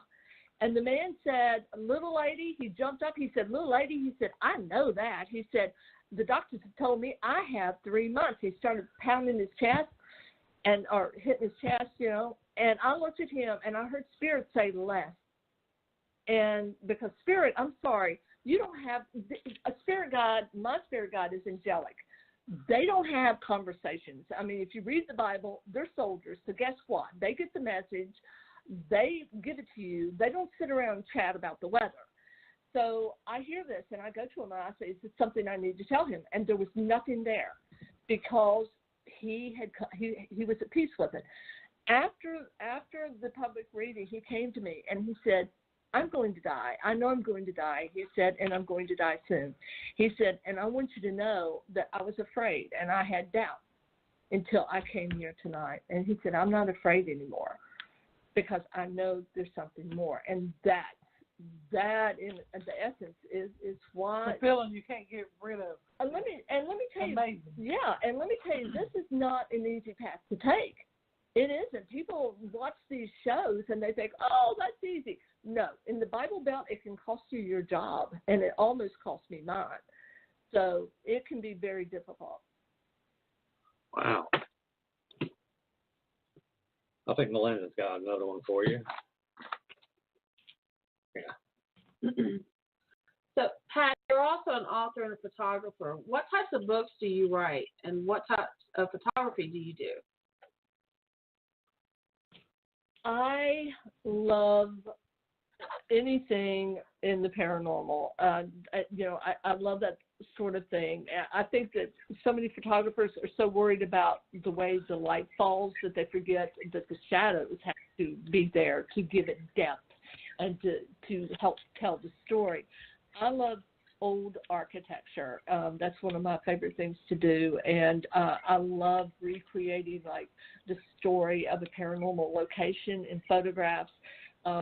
I love to use darker photography to illustrate my books and also my poetry. The last thing I wrote was a book of poetry, came out late last year. It's called Boneyard Voice. And it is an ode to the graveyard poets and the dark romanticists like Edgar Allan Poe, whose works affected most of us. I love anything that connects to the passion in my life, which is the paranormal. So that's what I do. The types of books I've written a book that's a compilation of 30 stories about different aspects of the paranormal. They're not in depth. They're just, hey, here's some information about, say the Lalaurie Mansion in New Orleans or something like that, the Mothman in Point Pleasant.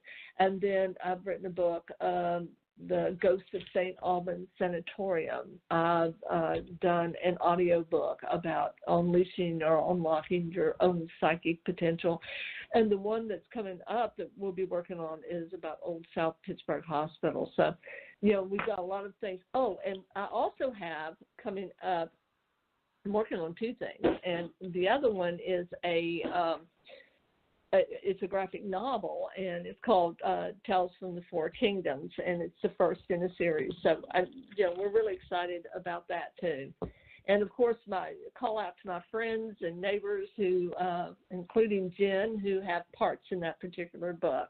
And what I've actually done, we started shooting about 10 o'clock that morning, shot until 9 o'clock that night. We shot over 200 scenes. These are not arbitrary photographs. They were actually storyboards out, so we knew exactly what we needed in each shot.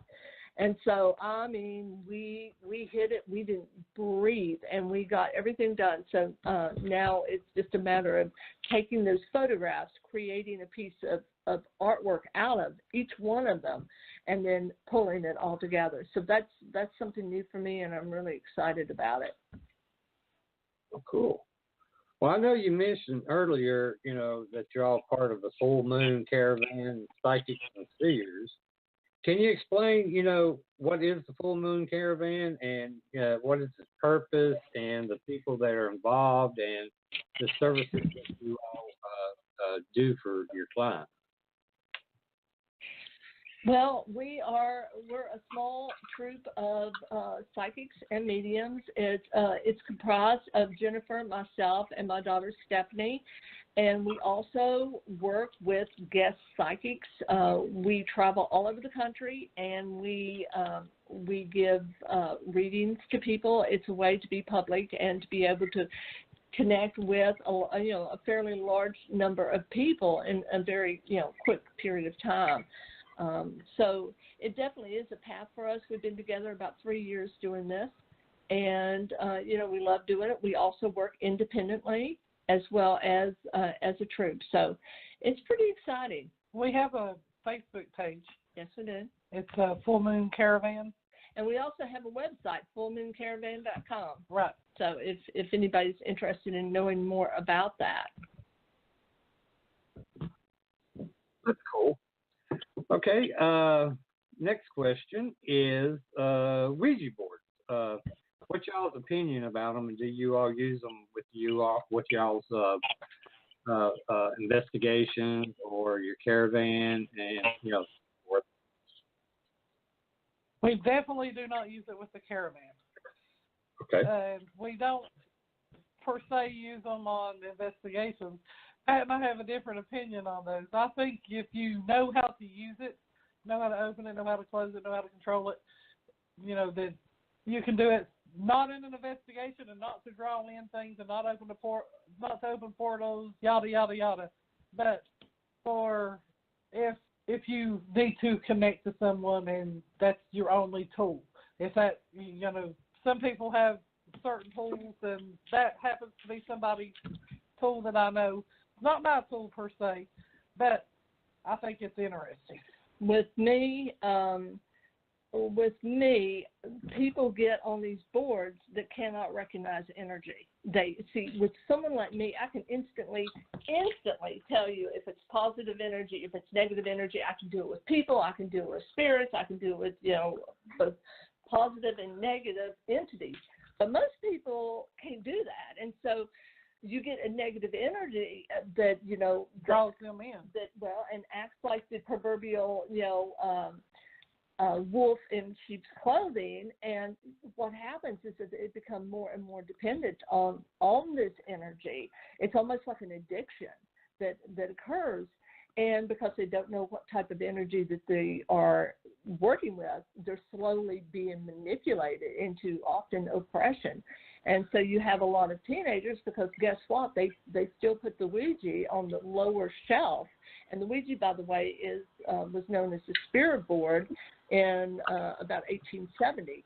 People think that it was around for much longer than that, but it's a relatively, by comparison, modern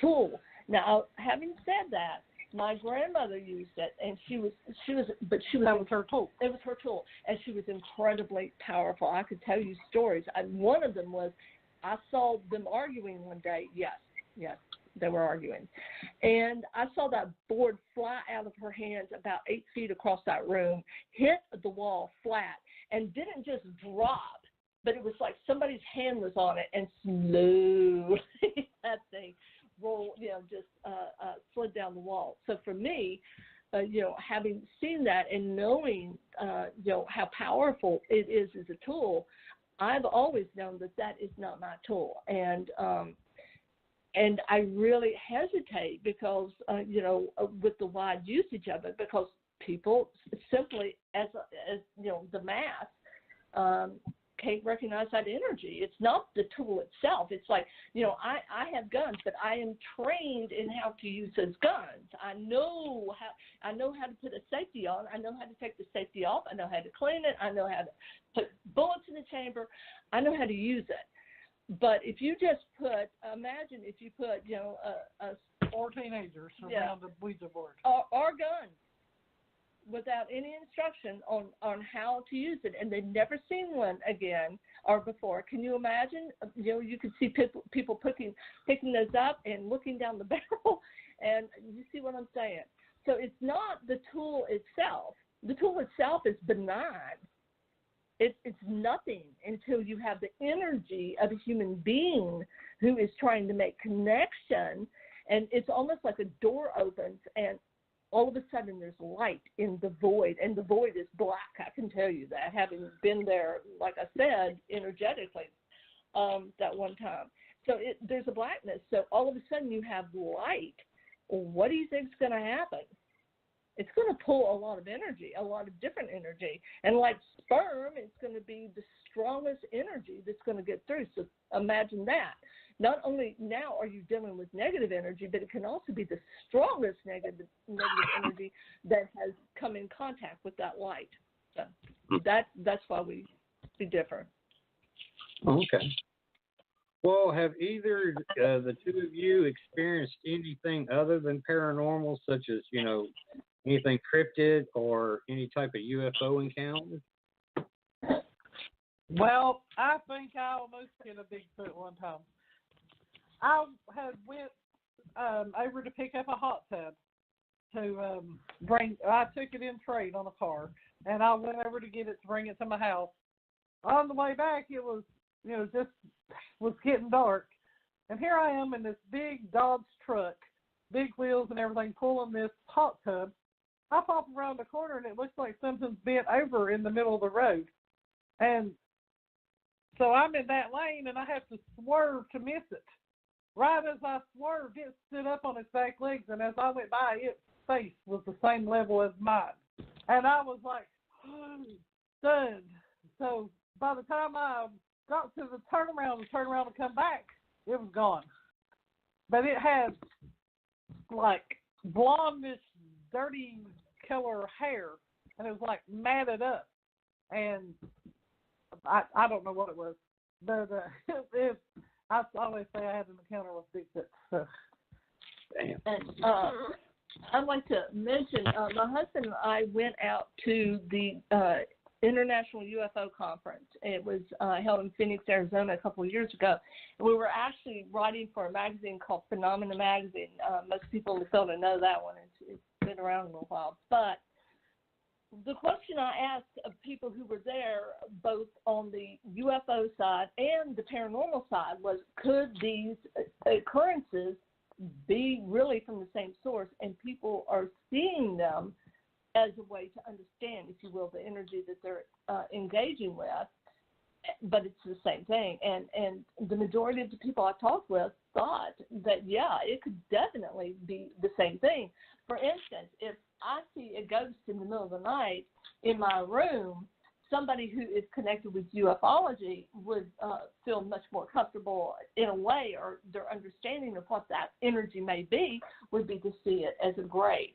So I don't know what the answers are there, but my mother or grandmother and my grandfather were going across Renix Mountain in the wilds of West Virginia in the 1960s, and she said that all of a sudden there was this tremendous glow.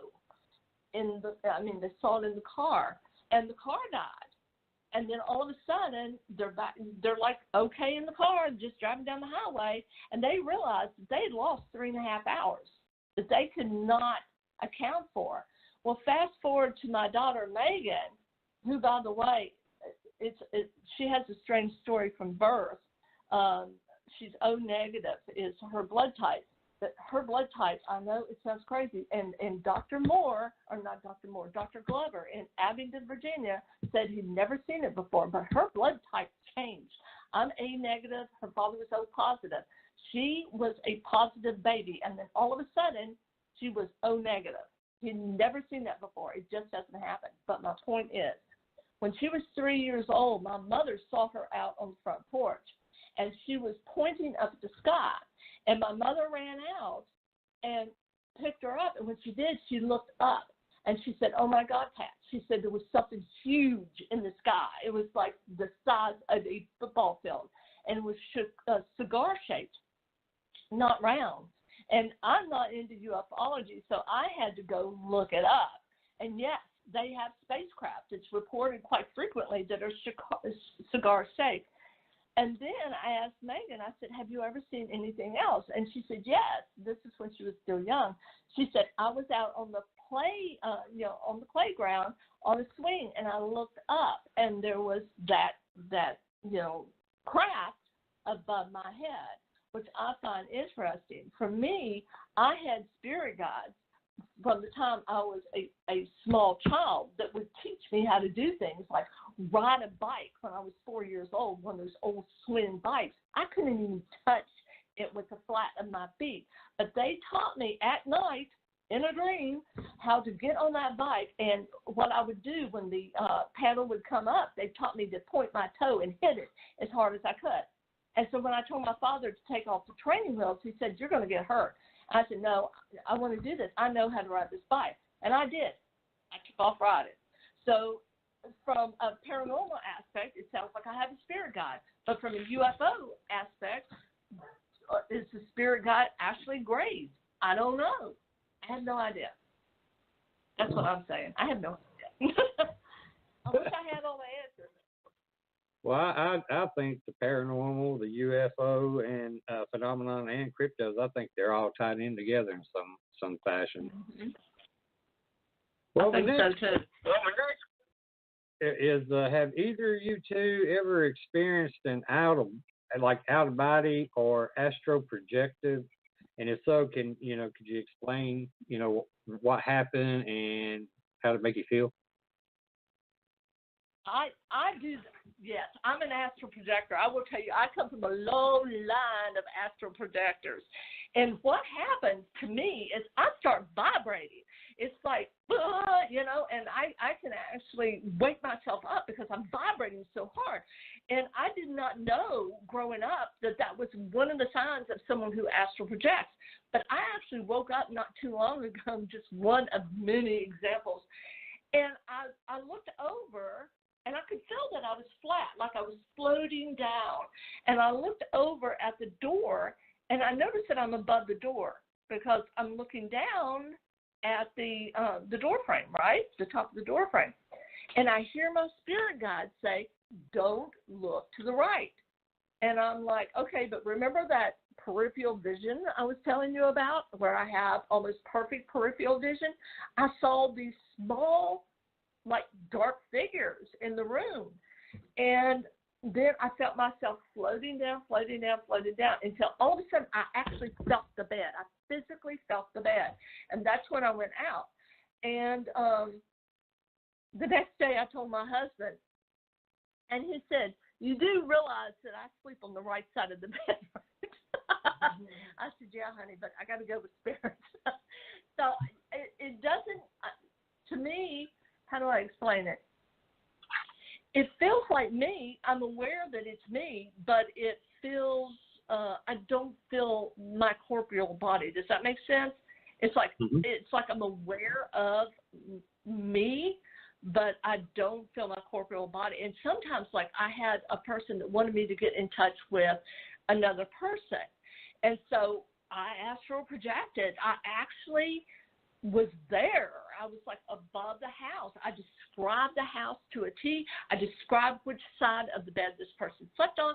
I described the hallway, the how you had to walk to get to this particular bed. I mean, bedroom. I mean, all of it.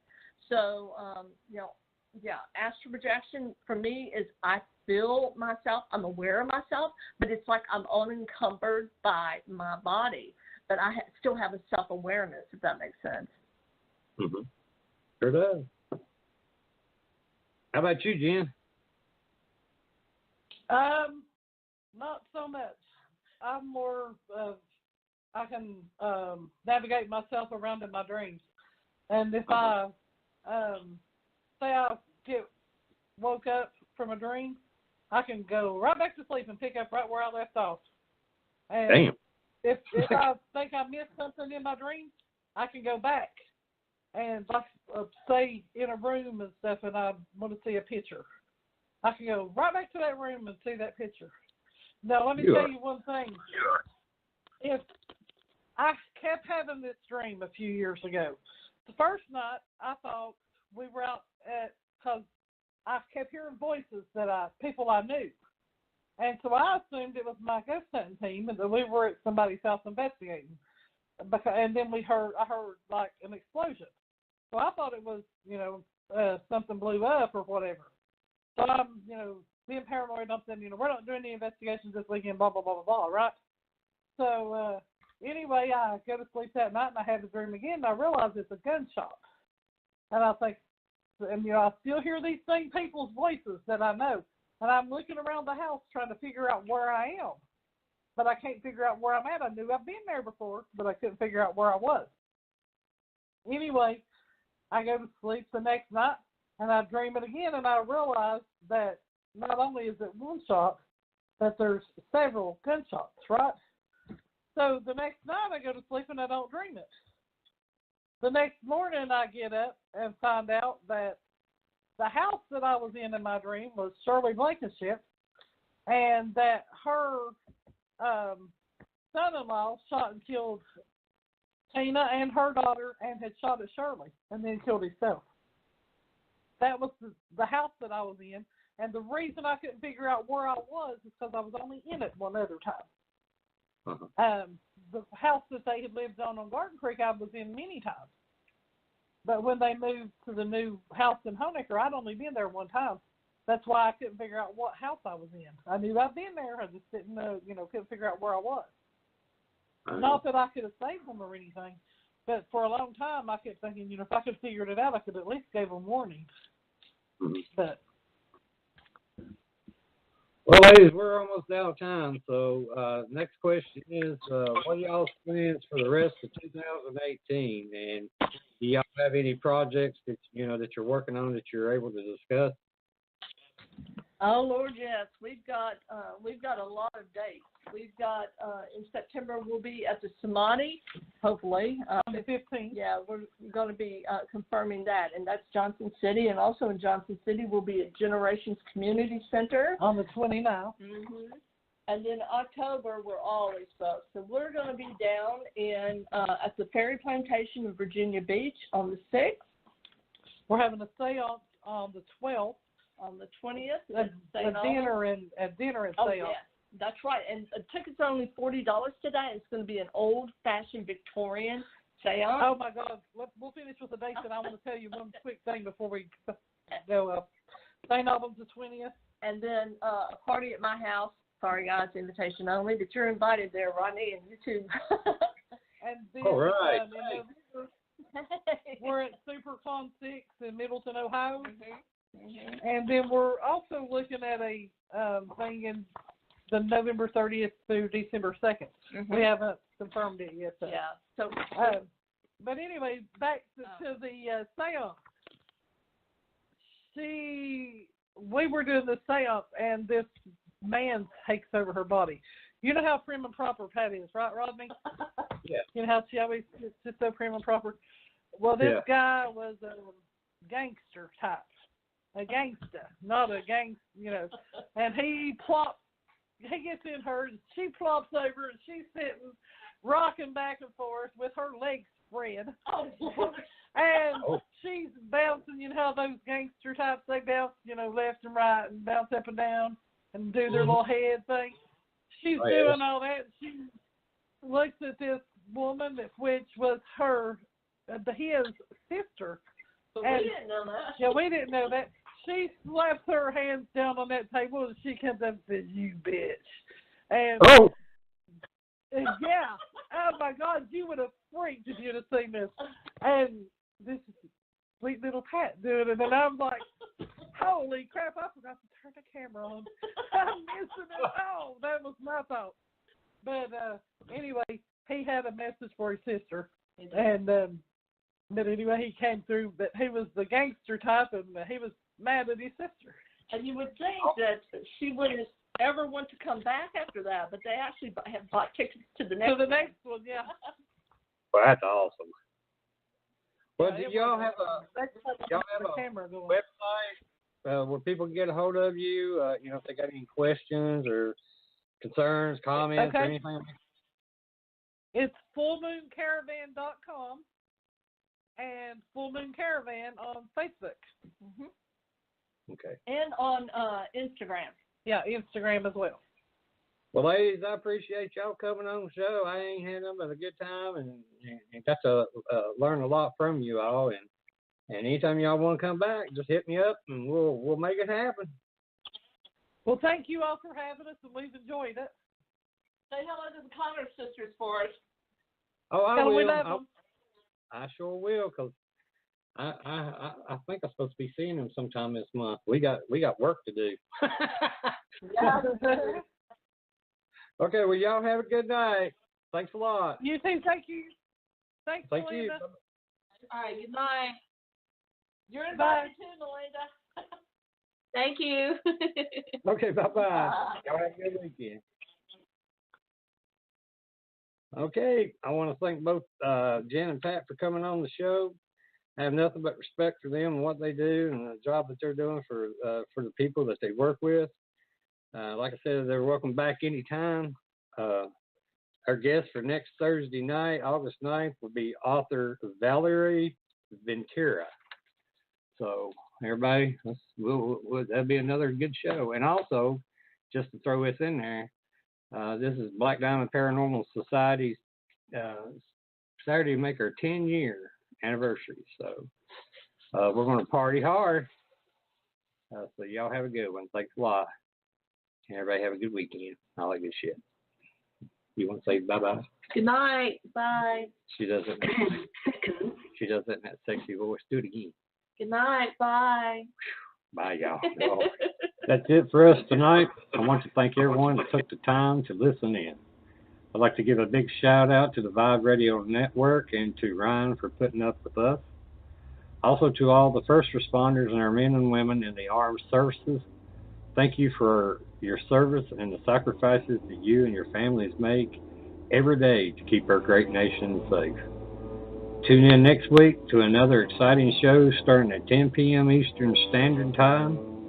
Everyone can go to our Facebook page Within the Chaos, and don't forget to like our page to see upcoming guests along with past shows, postings, or you can also go to my website at www.blackdiamondps.org or blogtalkradio.com/Vibe Radio Network. Also, we have a YouTube channel, so go to YouTube, look up Within the Chaos for past shows. Thanks again. Until next week, everyone have a safe weekend and have a good night. And love you all. Be careful out there.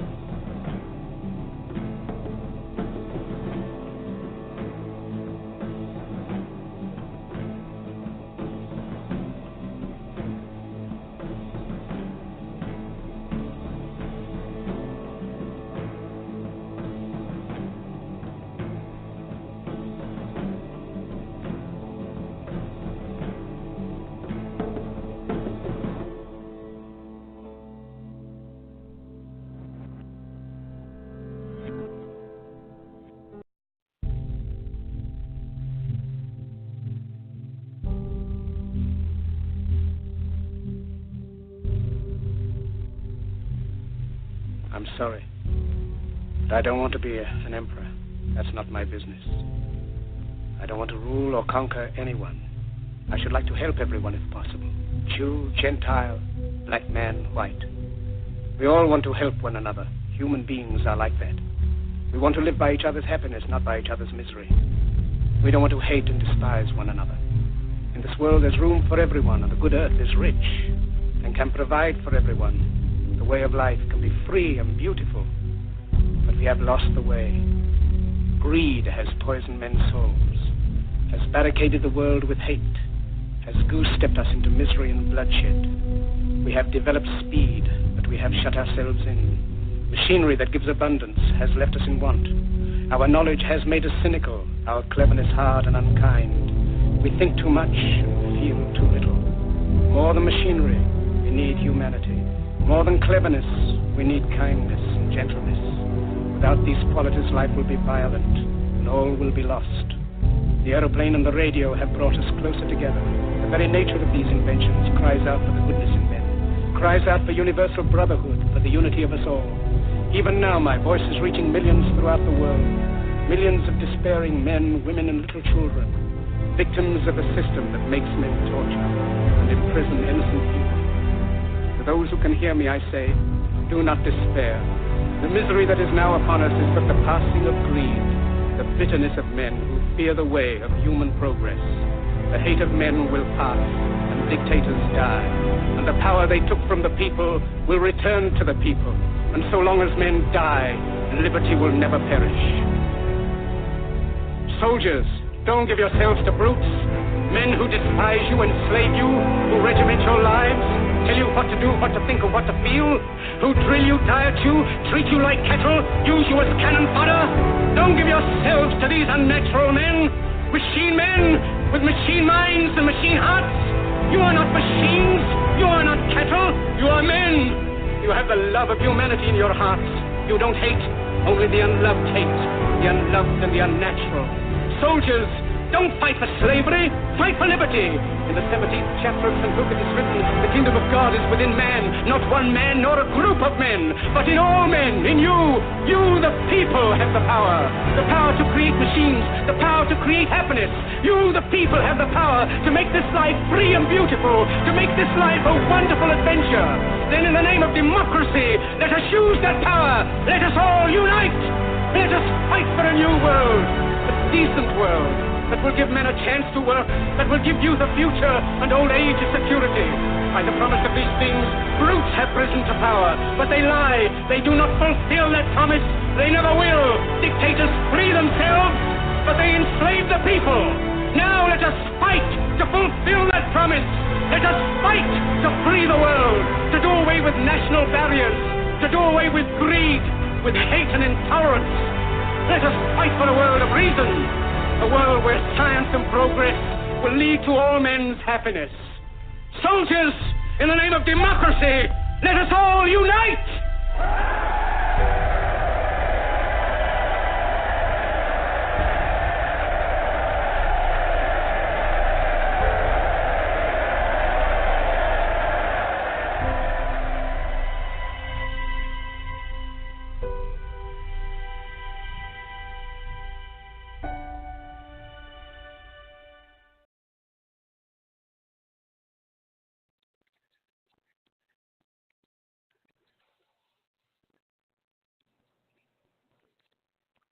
Amazon has everything for back to school. Zebra lunchbox? Check. Cool Adidas gear like t-shirts, shoes, and backpacks? Check. Triceratops folders and pencils? Check. Laser Cat t-shirts? Check. Get your back to school shopping done now at amazon.com/back-to-school and enjoy free shipping on millions of items. No need to leave your home or hassle with crowds. Amazon.com. No better place to get everything back to school from A to Z. Amazon has everything for back to school. Zebra lunchbox? Check. Cool Adidas gear like t-shirts, shoes, and backpacks? Check. Triceratops folders and pencils? Check. Laser Cat t-shirts? Check. Get your back to school shopping done now at amazon.com/back-to-school and enjoy free shipping on millions of items. No need to leave your home or hassle with crowds. Amazon.com. No better place to get everything back to school from A to Z.